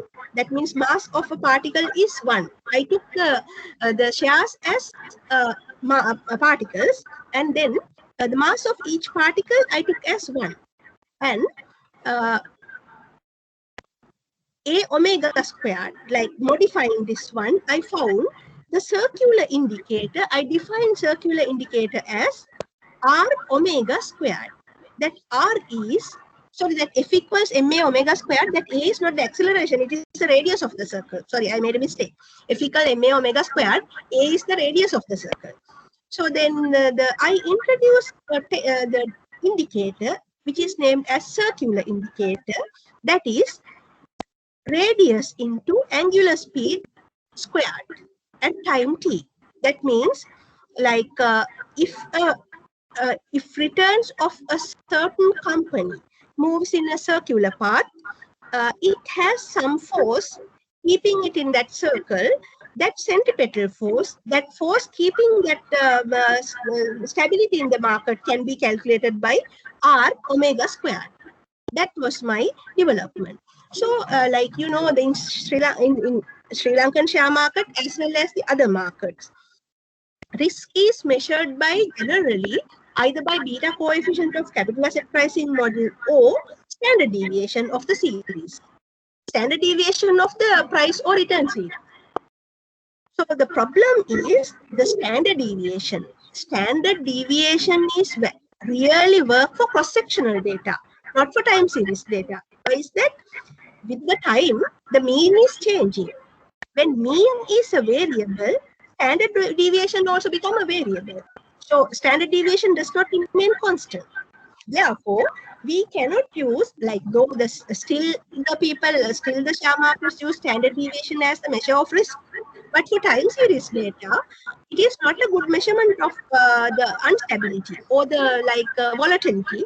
For time series data, standard deviation is not a good measurement for volatility because the mean is not a constant throughout. Mean has distributions. Hence, using standard deviation to measure the risk of returns is erroneous.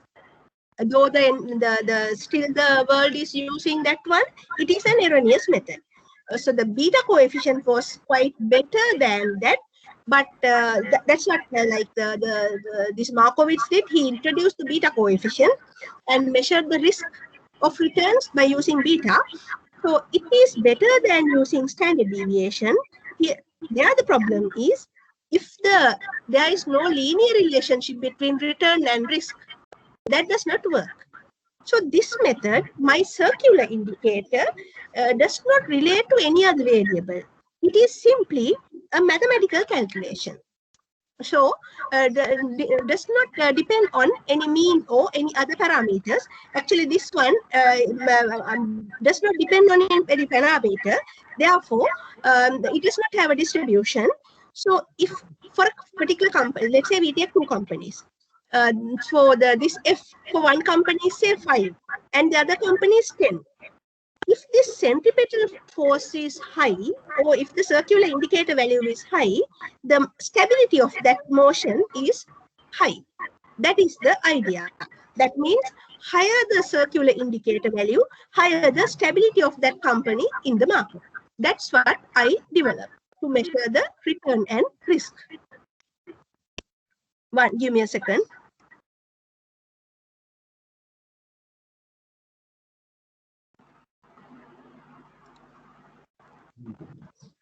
Right.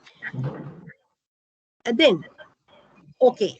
Now I was like, after so many years, I developed the circular model and circular indicator. And I was so happy.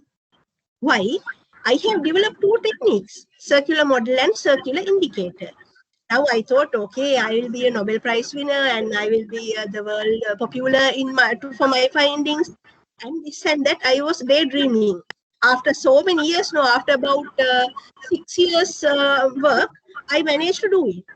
But when I went to meet my supervisor, he said, okay, you have developed something theoretically, but how are you going to test this? You have to test your models with the real life data. You have theoretically proven it. True, I accept it. But what about the practical interpretation? Take large number of, like you tested for all the, like almost all the companies in Sri Lankan share market for ARIMA, VAR models and decomposition and everything. So do the same thing with your model, circular model and circular indicator, and show that your methods are superior to the existing techniques. So then I said, sir, there is no way of proving it, no way of testing it because there is no program for this method. What to do, like existing software are not capable for that. So he said, yes, obvious, you are the one who found this technique. So other people did not know about your method, so they have not write any programs for that. So you do it by your own. Oh, see, then the problem is computer programming. I thought, okay, I was very good in Minitab. I thought, okay, I will somehow or the other way try to manage with Minitab. But testing for one company, like I was supposed to do it for about 200 companies. Testing for one company took more than 1 day. It is such a tiring job. Using Minitab, I had to make those trigonometric series, then testing the model. If fails, try another one. Likewise, it was a headache. The supervisor said, learn, use computer programming, RO, Minitab RO, MATLAB O, some programming language used. He said RO, MATLAB. So to be frank, I hate computer programming. I have learned some computing in my postgraduate diploma in industrial mathematics, C++ and some database management and things I had learned, but I simply learned them to pass the exam. I didn't like computing. I thought I don't need computing. I am a mathematician. I am a statistician, so I can manage without computing. Therefore, I didn't bother about it. For so many years, I managed to skip that. I managed to neglect the computing. But the day came for me that no, I cannot move any further. My great findings, circular model and circular indicator will be in my computer, will be with me. I can't bring it to the world without computer programming. So I started that, the hardest journey in my life. Moving in this thick jungle, it's a horrible journey. I started that, not knowing head or tail of computer programming, because what I have learned also I have forgotten due to my negligence. I started learning computer programming by myself. So I didn't have time to attend any lectures or anything. So I found some books and got the online help and learned R and MATLAB. So I learned both because I didn't know which one will work. I did R and MATLAB both, and I found like I was interested more on MATLAB. Then I go ahead. I went with the MATLAB program. So that way I managed to test my models, circular model and circular indicator, effectively and efficiently by computer programming. So if not the computer programming, that again, I am coming to the point where I started. I said data science is an interdisciplinary subject of mathematics, statistics, and computing. So if handling with large data, data processing, actually in my case, data processing was the time-consuming job. So I was unable to do it with the existing software, with Excel or Minitab or SPSS. I was unable to do that part. So Excel was helpful up to a certain point, but not completely. So the only solution was computer programming. So it happened for me to face the challenge and learn the computer programming. With that one, I managed to test my circular model and circular indicator for large number of real-life data sets. Next slide, please.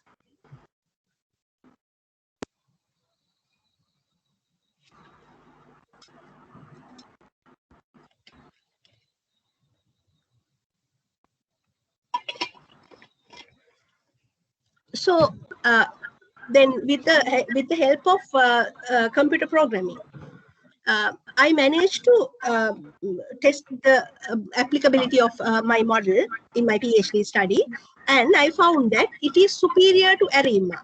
More than 85% of the sample of real life data sets, more than 85%, the circular model was applicable. Later on, I improved the SAMA circular model, and with that one, like more than 90% of the real life data sets, I could model with the SAMA circular model. So far, myself and some other researchers have applied the circular model and SAMA circular model in the fields of finance, hotel and travel, economics, gender studies, meteorology, healthcare and biological sciences, agriculture, and many more.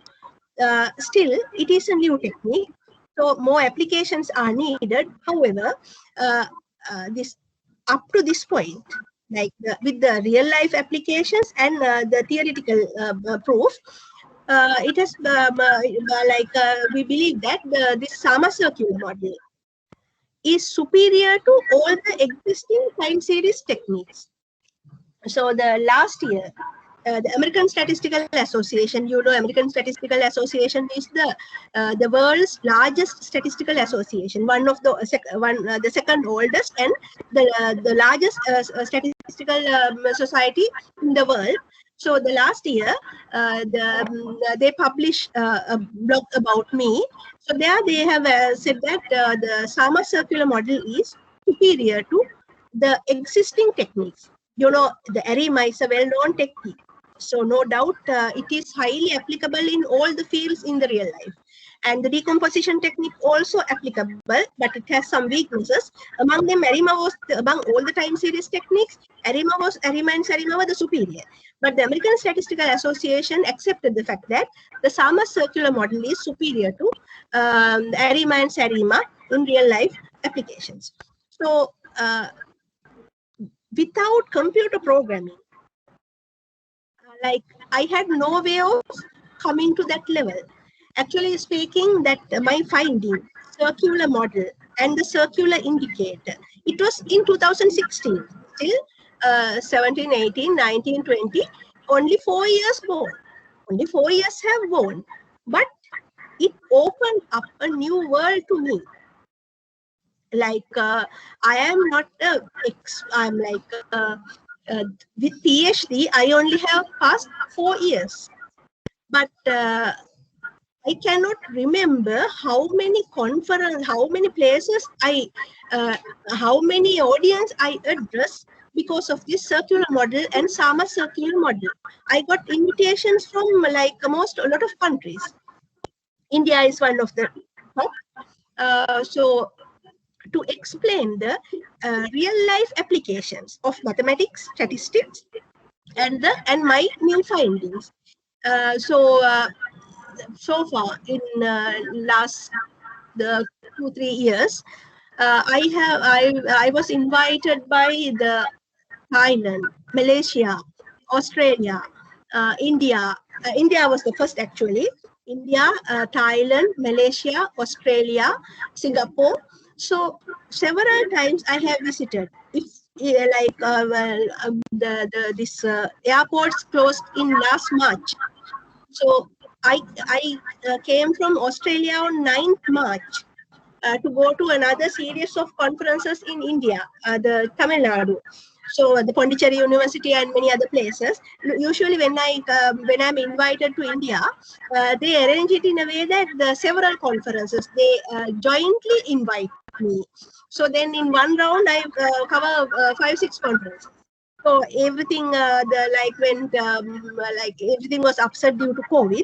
However, like I got all these things because like compared to the senior professors, the PhD holders, having PhD for 10-15 years with a large volume of research publications, more than me, and with a lot of experience, I'm not proud of that, but that is the truth. Not even a senior professor has got chances like me, because all these invitations with all the facilities, I got the air ticket and everything because of this new finding. So more than the economically, I really enjoyed that this cultural exposure. So India is one culture. Sri Lanka and India are almost similar. But the Singapore, Australia, Malaysia, they are different continents, different cultures. So I really got that foreign exposure, that the being with the people, seeing the world. I got all these things because of my new finding. Since I managed to do something new. But again, I am telling you, not with my mathematics and statistics. I did the development with maths and stat, but I had no way of bringing it to the real life without the computer programming. So then, my journey, it is the success of my journey depend on three things. Of course, being an all-rounder, that means I was not a mere scientist. I was an artist. I said from the beginning, so my life was balanced. So the creativity comes through that one. If you just do mathematics or statistics or chemistry or biology or your subject, you become a frog in the well. You won't see outside the box. If you want to see outside the box, you have to enjoy your life in those ways. So I was fortunate to be one of them. And with my mathematics and statistics, I developed something. Though I hate computer programming, I used to say I used to hate the computing. Still, it happened for me to love the computing since I have no other option. There was no other way of escaping. So I tried to love the computing. I tried to be with the computing, and now I really love computing. It was something let's say some people for certain marriage they don't like at the beginning, but since the parents are pushing, or since there is no other alternative, you agree for that. But later on, when you get with the person, you understand how nice this person is, how kind, loving, and all. Then you start really love the person. My love to computing also like that. Mathematics, of course, I love. From my small days, that was my favorite. I love mathematics. Not that I like mathematics, I love mathematics.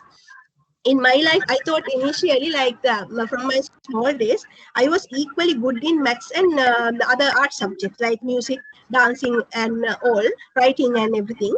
So there was a point where after my BSc, because of my father, I couldn't go for the social science, like the fine arts area. So, but after the first degree, I thought I will move to music. I have a music diploma from Bharathiar University, India, classical music violin. So I thought of moving into that side. I thought I love music and other arts. I am a good painter. I thought I love them more than mathematics. So in 1 year, that was after my first degree, I applied for a postgraduate, that is postgraduate in applied mathematics. And by the same time, there was a PhD in drama and theatre. So I applied for both and I selected for both. Then only I realized, okay, there was a choice for me. Am I going to go to math sides or my drama side? I thought I love drama more than mathematics, and with drama I thought of doing music also. But at that time I realized my love to mathematics is more than that side, drama or music. That day only I realized, okay, my heart is with mathematics. So I went to mathematics, and I did mathematics and statistics and got a PhD. Maths and stat, as I said, they are like almost the same thing. So I came to the top of that one, but I did not forget my music. After PhD, I started again learning my music. That means the drama, of course, I had to keep aside for a while.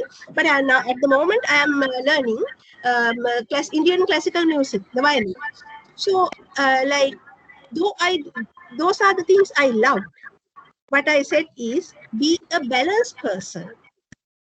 Do something you really love, but be a balanced person. Don't be don't be a frog in the well. If you want to do something new, if you want to enjoy your life, you have to be a balanced person. But after all, the computing was the platform for my finding. I managed to bring it to the real life with the computer programming. Next slide, please.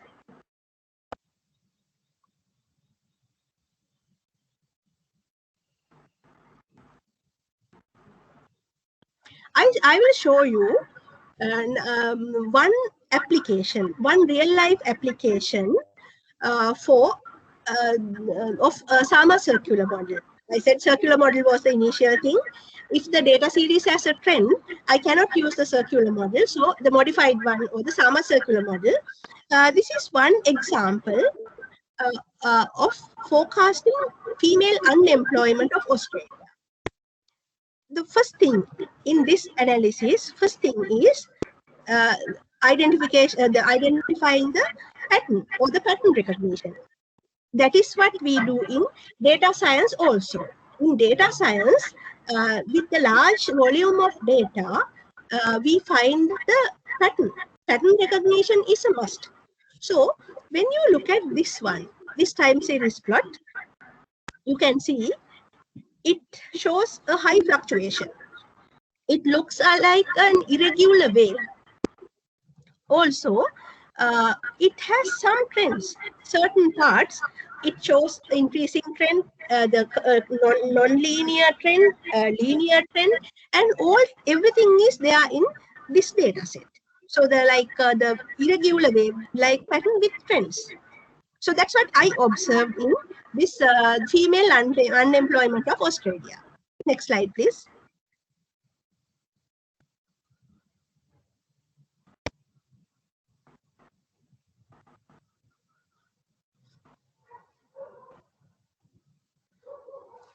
So actually, I thought of doing the practical with you, opening the Minitab from my side.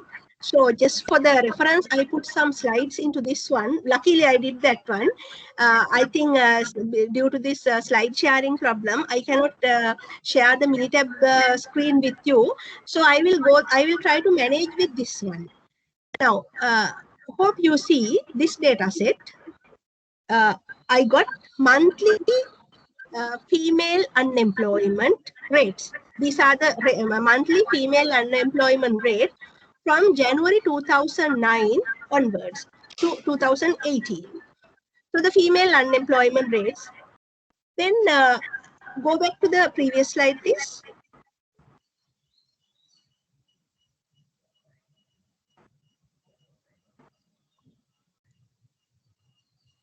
So this data series, it is like an irregular wave-like pattern. It has trends. So I said, if an irregular wave has a trend, we have to use the differencing technique. That's the way I used to capture the trend. That means keep the trend aside for a while, capture the trend and fit the circular model, then come back to the Sama circular model, including the trend. Next slide, please.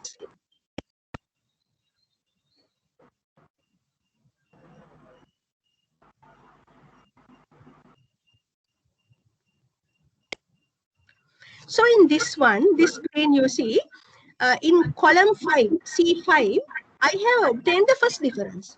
First difference is in Minitab, you can, if you have used Minitab, I'm showing the Minitab screen, not the MATLAB programming or R programming. Just I am showing you like how to do it in Minitab. Most of you are familiar with Minitab. If for one data set or two data sets, somehow you can manage with Minitab. But if you are handling large volume of data, of course you have to go for programming. So anyway, to give you some idea about the method and how difficult it is to use in Minitab, I will explain this example. Like then as the to extract the trend, I get the first difference. First difference is like yt minus 1, and I got the first difference and second difference series. Because I don't know for which one the circular model will be applicable. The which one, sometimes it may be first difference, second difference, third difference, or fourth difference. It can go up to that level. We don't know. Just I took first difference and second difference, assuming it will work. That means in the Minitab, when you go to calc, like from the look at the top of the screen, 1, 2, 3, 4. From left to right, fourth one is calc.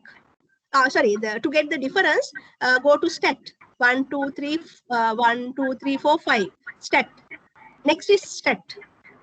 Go to stat. Stat. Yeah.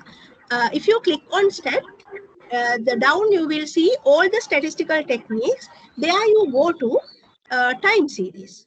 Under the time series, when you click on stat, you can go to time series. From the time series, you can get the differences. First difference and second difference, third difference, and whatever it is, you can get the differences. So get the difference in series and store in your Minitab sheet. I mean, get the difference and store means it will be automatically stored in your column. Only thing is you have to specify the column. Next slide, please.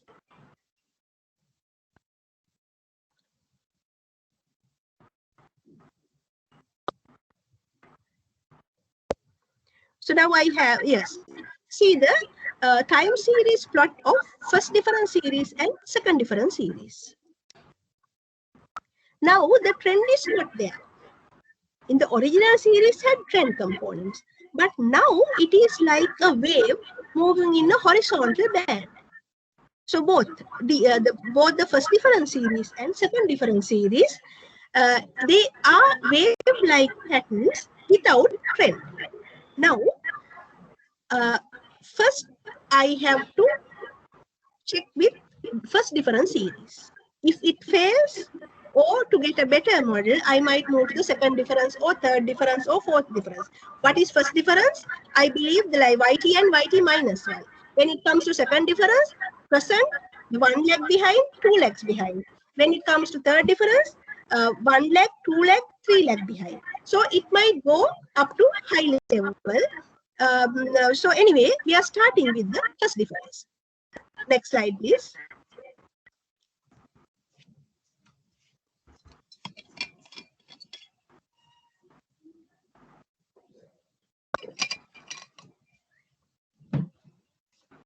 So the calculating the angular speed. I said in my model, I have to calculate the angular speed. Omega equal 2 pi simple f over capital N. That is, simple f is number of peaks in this graph. If Professor kindly take the pointer to any of the peak.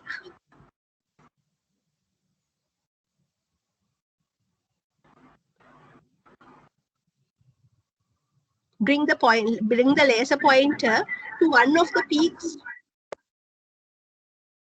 No, the previous slide itself. Previous slide.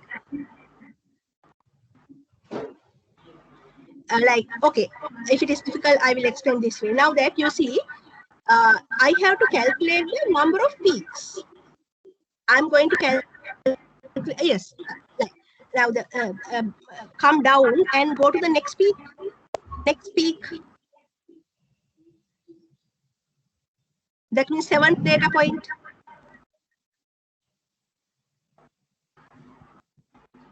So you can see there is a horizontal line through 0. The horizontal line through 0 if any point, like say this wave-like pattern, if this wave goes down, if this wave go below the horizontal line and cross the horizontal axis and come up, then we call it is a peak. That means like say 1, 2, 3, third point, it is a minimum. Fourth and fifth point, it is on the line, so we don't take it as a peak. Again, it is going down, and 1, 2, 3, 4, 5, 6, 7th point, it has, that line has crossed the horizontal axis and come up, so that is a peak, the 7th point. 7th point is a peak. Then 8, 9, 10, 11, 12 is a peak. So up to that point, there are 2 peaks.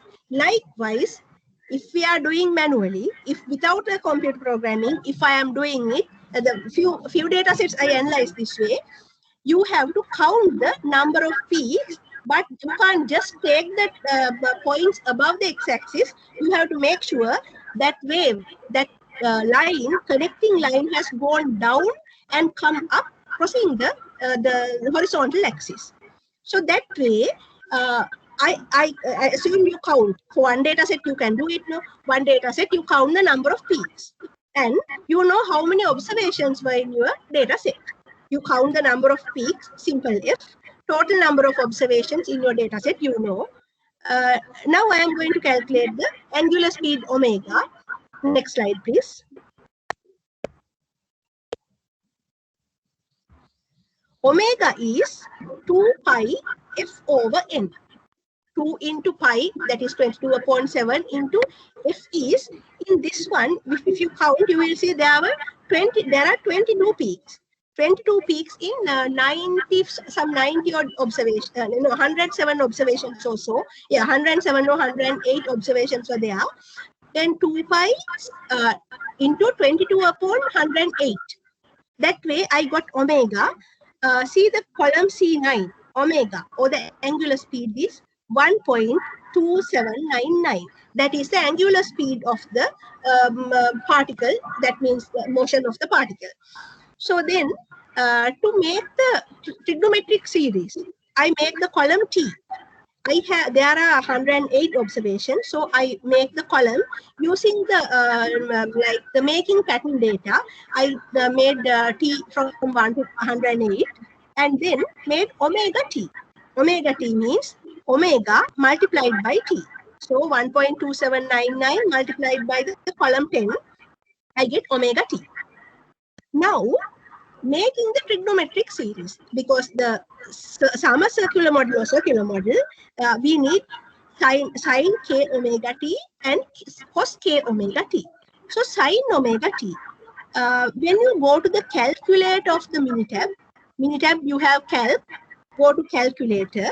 In the calculator, you can select the function sine, and sine, first obtain sine omega t. Then sine 2 omega t, sine 3 omega t. Likewise, here see the small dialog box, there the calculator. From the calculator, under the function, select the sine, then C11 is omega t, put sine omega t, and you will get the values. Next slide, please.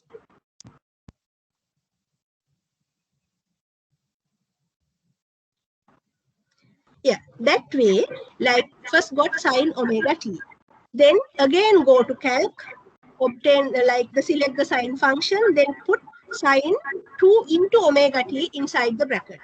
That way I got sine omega t, sine 2 omega t, sine 3 omega t, 4, 5, 6. Right? Then cosine functions also needed, cos omega t, cos 2 omega t, 3, 4, 5, 6.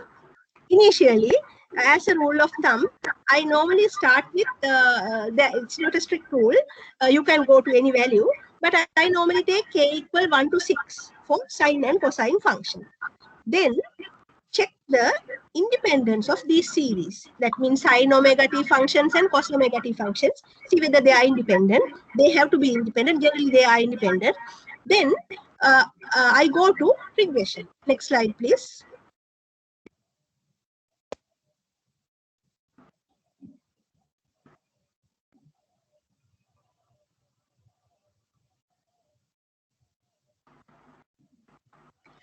So in Minitab, you go to stat, then under stat, you see the regression is there. See here, you can see this regression, ANOVA, DOE, control charts, everything is there, even time series.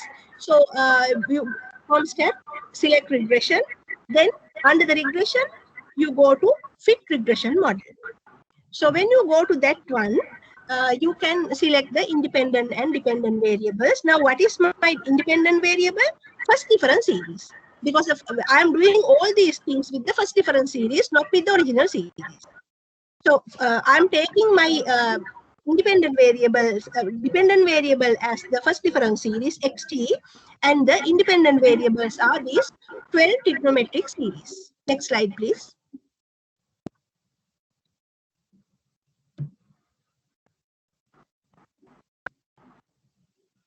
So when running the regression, this regression box, this dialog box will be appear, and you as in the regression response variable, you put the first difference series, and under the continuous variables, continuous predictors, you click on sine omega t, sine 2 omega t to cos 6 omega t, and select. Then they will go to continuous predictor box. I mean the second box from the top.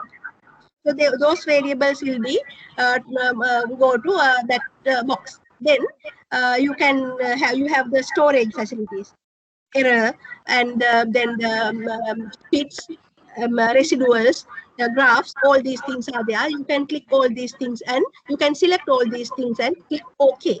Then you will get the fitted model. Next slide.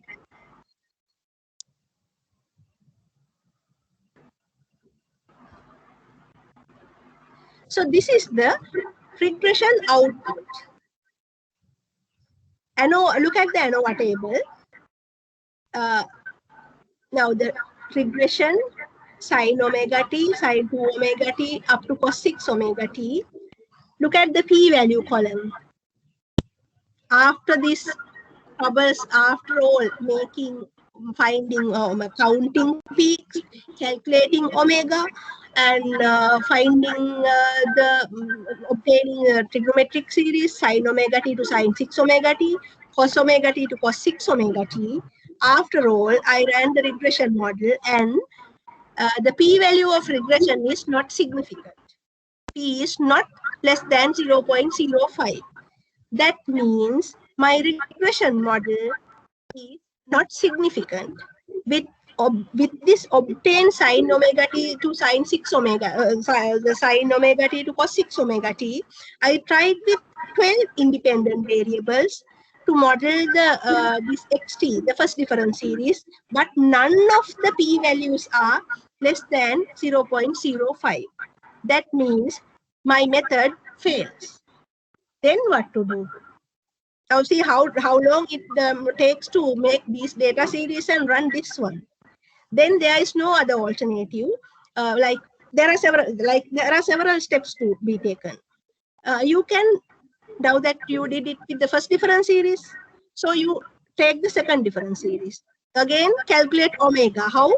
Counting the peaks. Taking omega is 2 pi f over n.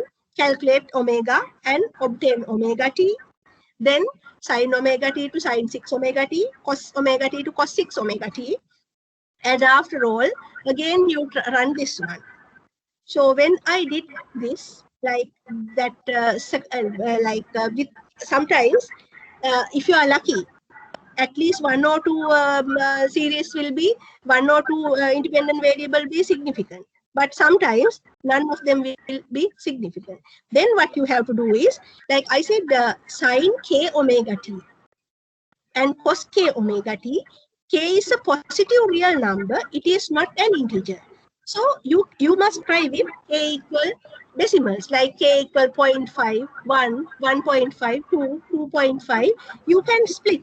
You can take the fractions for k. Even you may take 0.1, 0.2, 0.3 up to 1, then 1.1, 1.2. What a large number of data series you have to make. If you are going to do it manually using Minitab or Excel, it is killing. Even counting those peaks is a headache. Sometimes when the point is just above the line, you don't know whether to take it or not. So after all, it is a hassle. Like with one data set, testing the model for one data set itself is a problem. So then what to talk about 100, 200 data sets?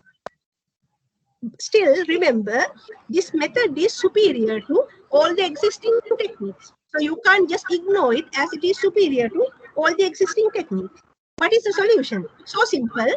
Write a computer program, like as I did in PhD. I wrote a simple program in MATLAB to count the peaks. Define the peak in a way, count the peaks, and obtain all the series just with one line and testing the model. Even the normality and independence also being tested.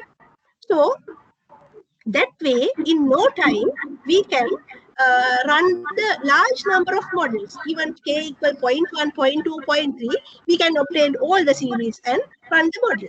And MATLAB programming, I use MATLAB. As I said, I learned both MATLAB and R, but for some reason or the other way, I like MATLAB more than R. So I use MATLAB, but when it comes to R, you can use R also for the same purpose, and R is freely available. MATLAB is not. MATLAB is expensive. Like you can download a trial version for 1 month. Other than that, unless you get it from a university or some other person, buying is quite expensive. So other way around, R is freely available.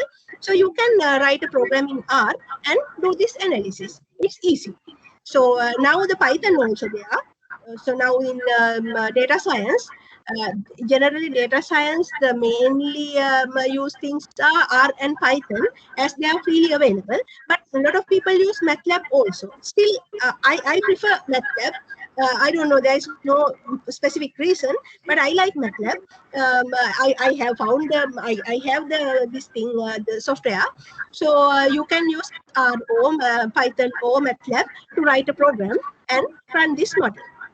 Please, next slide.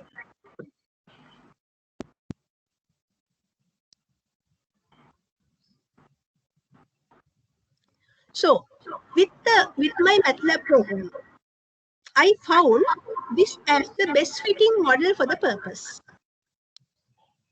Yt equal Yt minus 1 minus 2 times Yt minus 2 plus a constant plus some constant into sine 2 omega t plus constant into cos 0.5 omega t plus constant into cos omega t.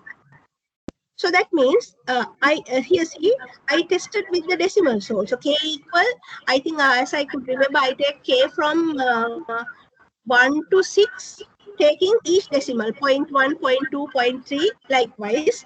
I took large, I obtained, I wrote the program to obtain all these series and run the model. So this was the best fitting model, and the errors were normally distributed and independent. And the measurement of errors were very small, like around 1. Measurement of errors were extremely small.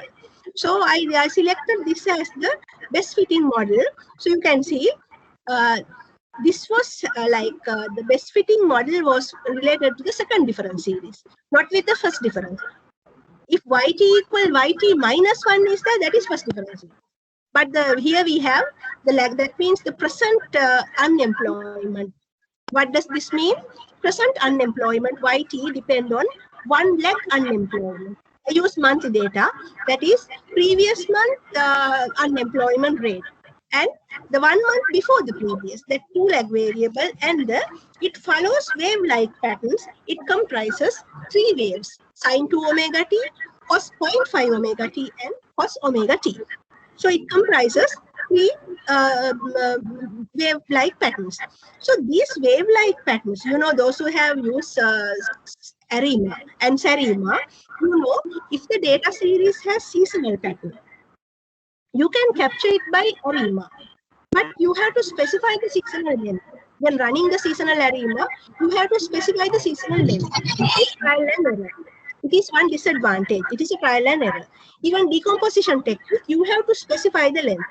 But in this method, you don't need to specify any seasonal length. Even the SARIMA is unable to capture the cyclical variations. Where it is available, it is there in time series, but the cyclical variation cannot be captured by the SARIMA. And the decomposition technique also unable to capture the cyclical variation. Still, this Sama circular model is capable in capturing both seasonal and cyclical variations as well as the trend. Trend is captured by the lag variant. Next slide, please.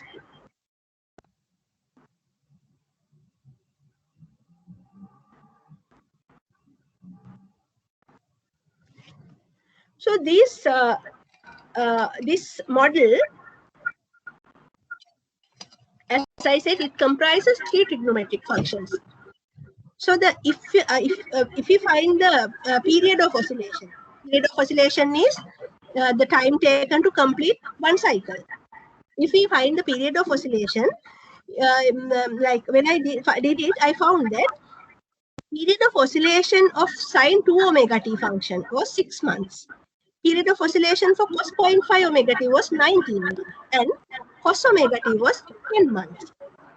That means the unemployment of Australia follows both seasonal and cyclical patterns. How? If the period of oscillation is 12 months or below, it has seasonal pattern. If more than 12 months, it is a cyclical pattern. That means it has two seasonal patterns, 6 months and 10 months. Also, it has 19-month cyclical variation. Again, I am comparing it with the SARIMA. SARIMA, you can capture only one seasonal variation, but this has two seasons. If you think about the seasonality, just think about tourism. Countries, like our countries, we are like thinking about the tourism income. So the tourism, it has sometimes there are one major season and one mini seasons. So with SARIMA, or the decomposition, we cannot capture both seasons. But this Sama circular model is capturing seasonal, cyclical, and many seasonal or many cyclical variations without any effort. So I will show you the plots in next slide.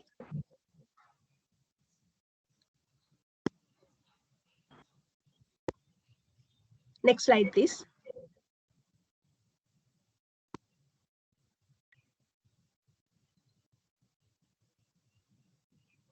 This is the plot of sine 2 omega t. For the convenience, I took it from the Minitab. Sine 2 omega t. If you count, just take carefully take one wave. That means one complete cycle. So the number of dots in one complete cycle here is 1, 2, 3, 4, 5, 6. That is the period of oscillation is 6 here. Next slide, please.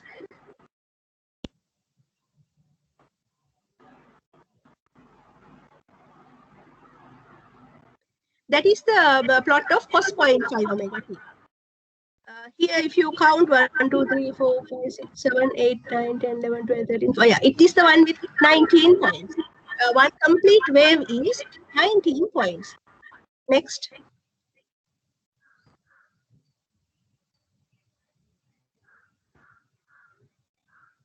It is the plot of cos omega t. Here, if you count, you will see the period of oscillation is 10. That means like even to count these things, you can use the your computer program. So that way, like easily you can find whether this data series has trend, seasonal component, cyclical component, and what are the lengths of seasons and cycles. So all the information about the time series is found easily. Next slide.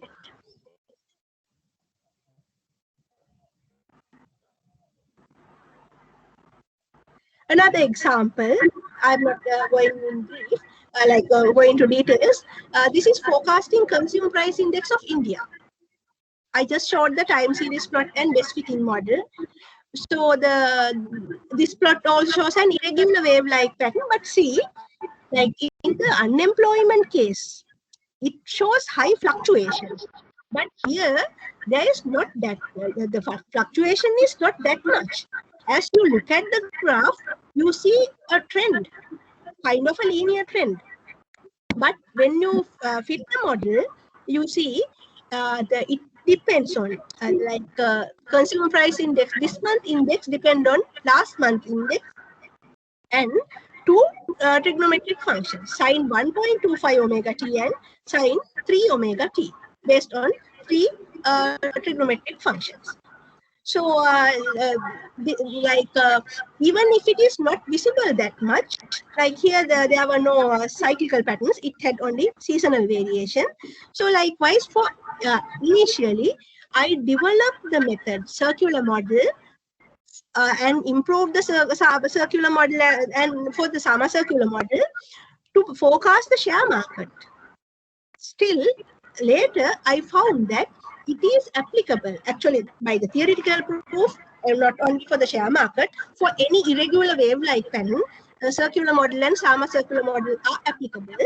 So by the time I have tested, and some other researchers have tested for many fields of studies, simply speaking, any irregular wave-like pattern with trend or without trend, you can make use circular model and Sama circular model for reliable and accurate forecasting.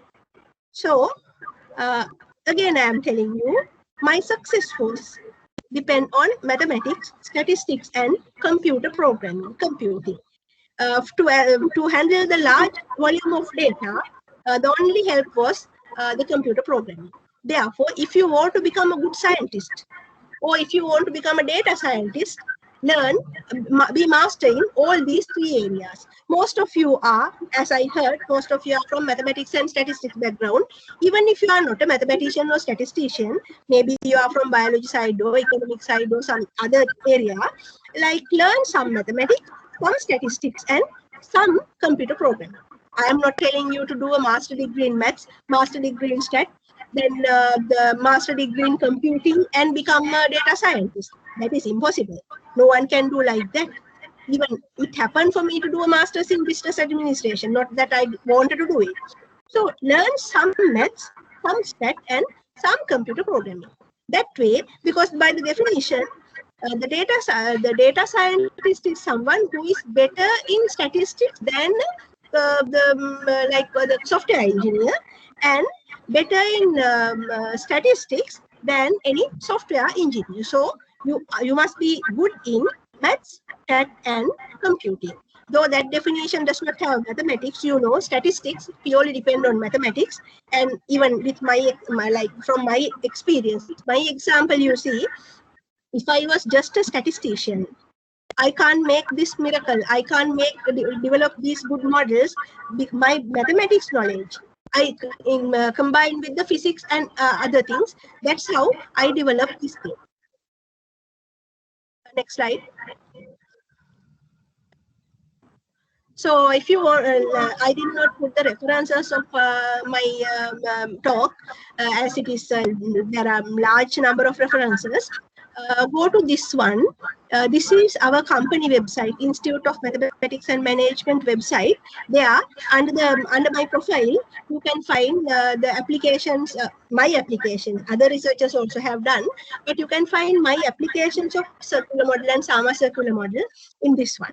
So in any future research, like if you want my support for data science, you can contact me through our website or using my email address. Next slide, please.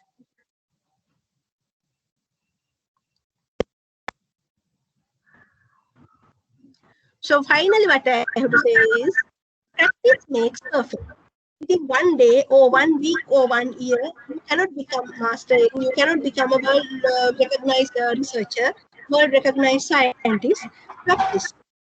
And the other thing I have to tell you is, I have become a world-recognized statistician, mathematician, but I never aimed for that.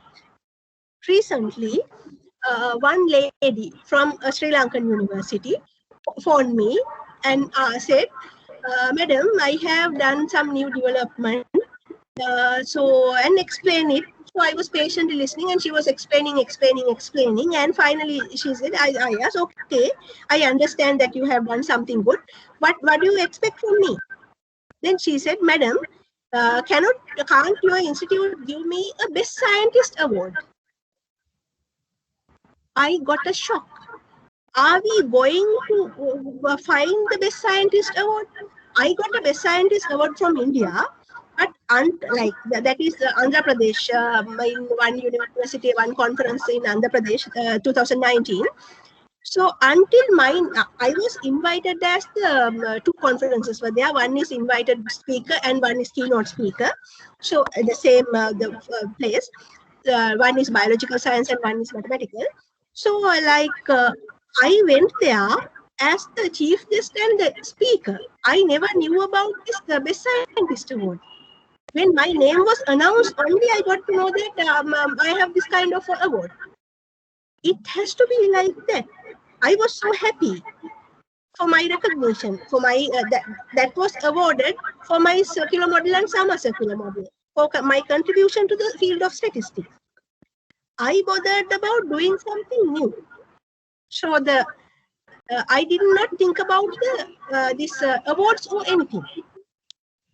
Remember, do your job properly. Try to contribute something to the world. Then money and other stuff will come behind you. If you are going behind the money or prestige, those things also running away. You are trying to reach the money, you are trying to reach the honor, you will never be able to reach them. Do your job properly.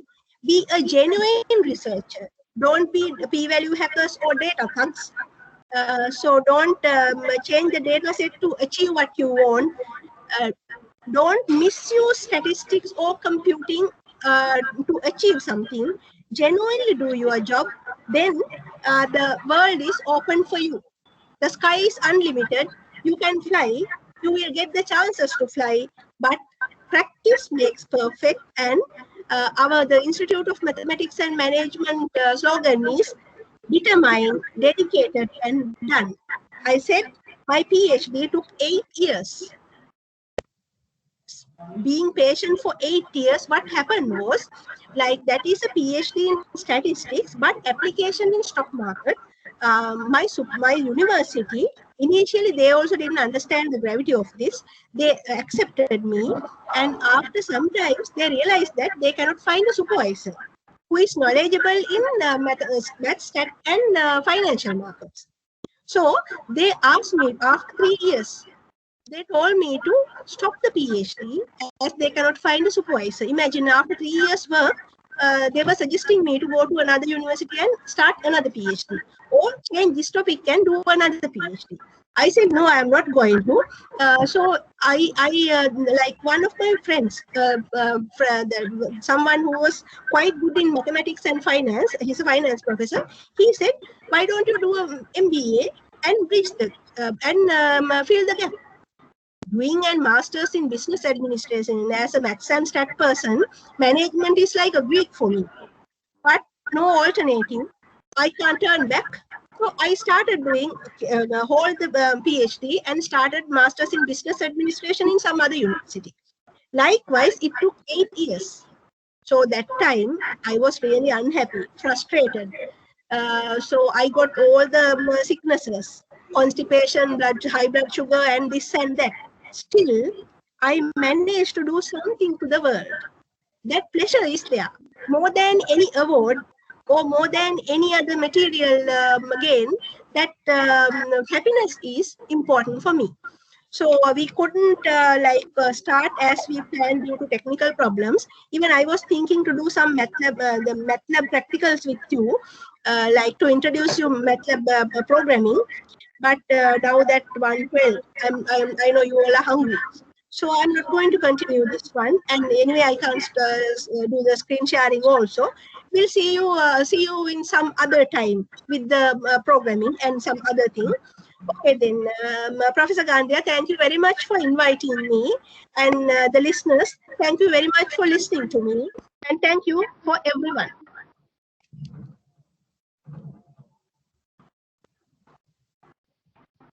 Thank you, ma'am. Yeah, welcome.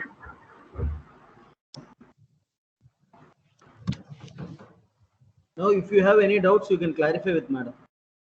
Feel free. Any questions? You can just unmute and talk to Yeah. madam.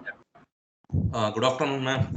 It was very motivational. Actually, your growth itself is motivational to others.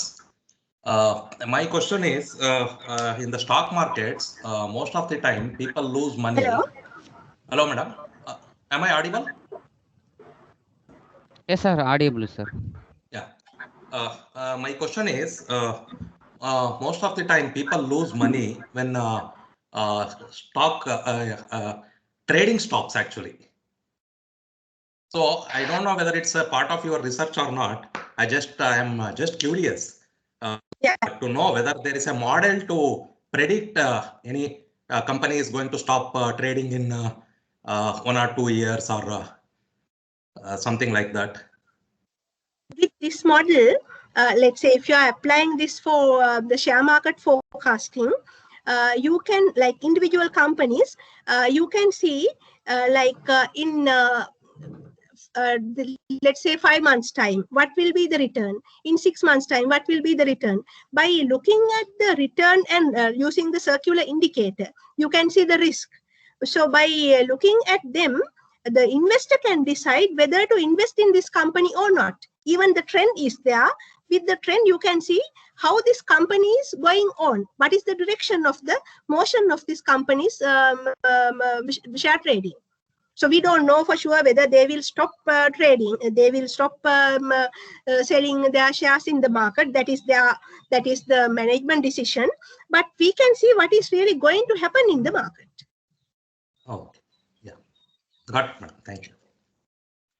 But not only stock market, more than the stock market. Now I showed you one example in unemployment forecasting, then the consumer price index. This is applicable for any field. Yeah. Thank you, madam. Welcome. Any other questions?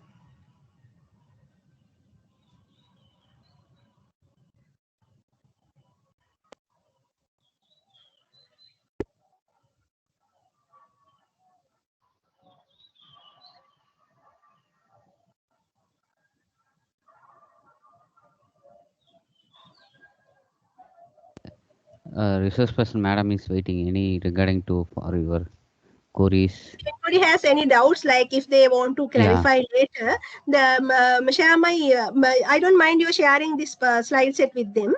So my email address is there, so they can email me, or they can they can email me easily for any future research of them, either their academic research or any other research. We are Institute of Mathematics and Management, willing to help you, not at a profit. Knowledge has to be shared.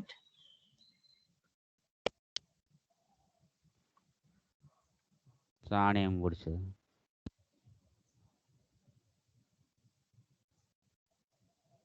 good evening, ma'am. Good evening. Yeah, I have a doubt, ma'am. These approaches you can apply for the SIP data share market, ma'am. Please repeat it. I didn't get the question. We can apply for the approaches, the data stock market, the SIP method. Which method? You can apply for the approaches. Systematic investment plan he is talking about, madam. Systematic investment, yes.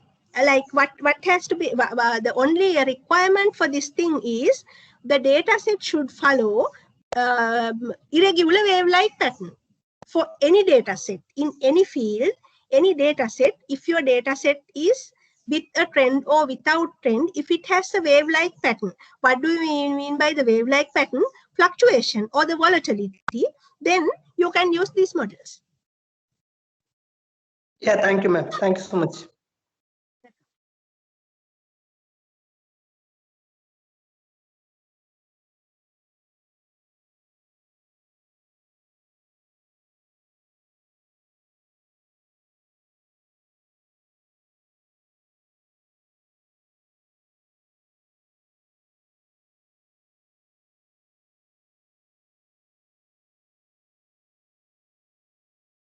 There are no more questions. Shall we stop there?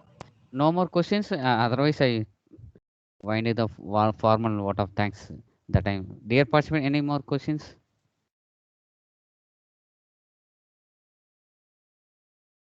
Okay. Okay. Thank you, ma'am. Thank you very much.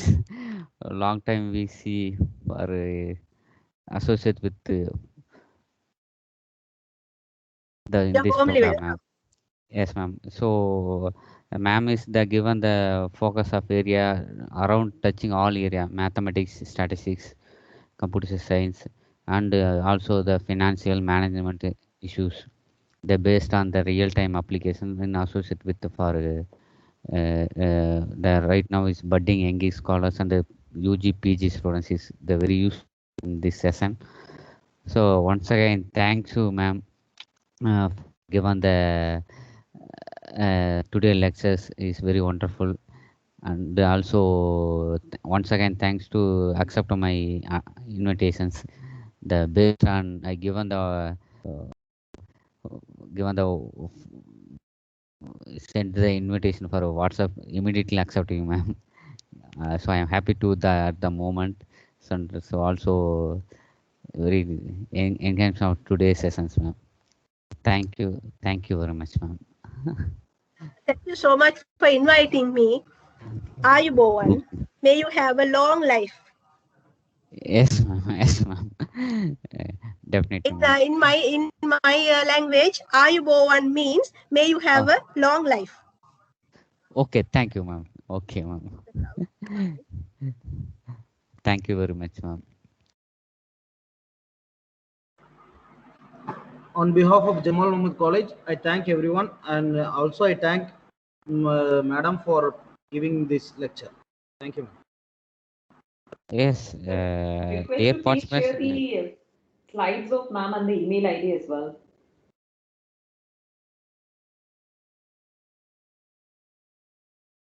Okay, ma'am. So today is the grand success of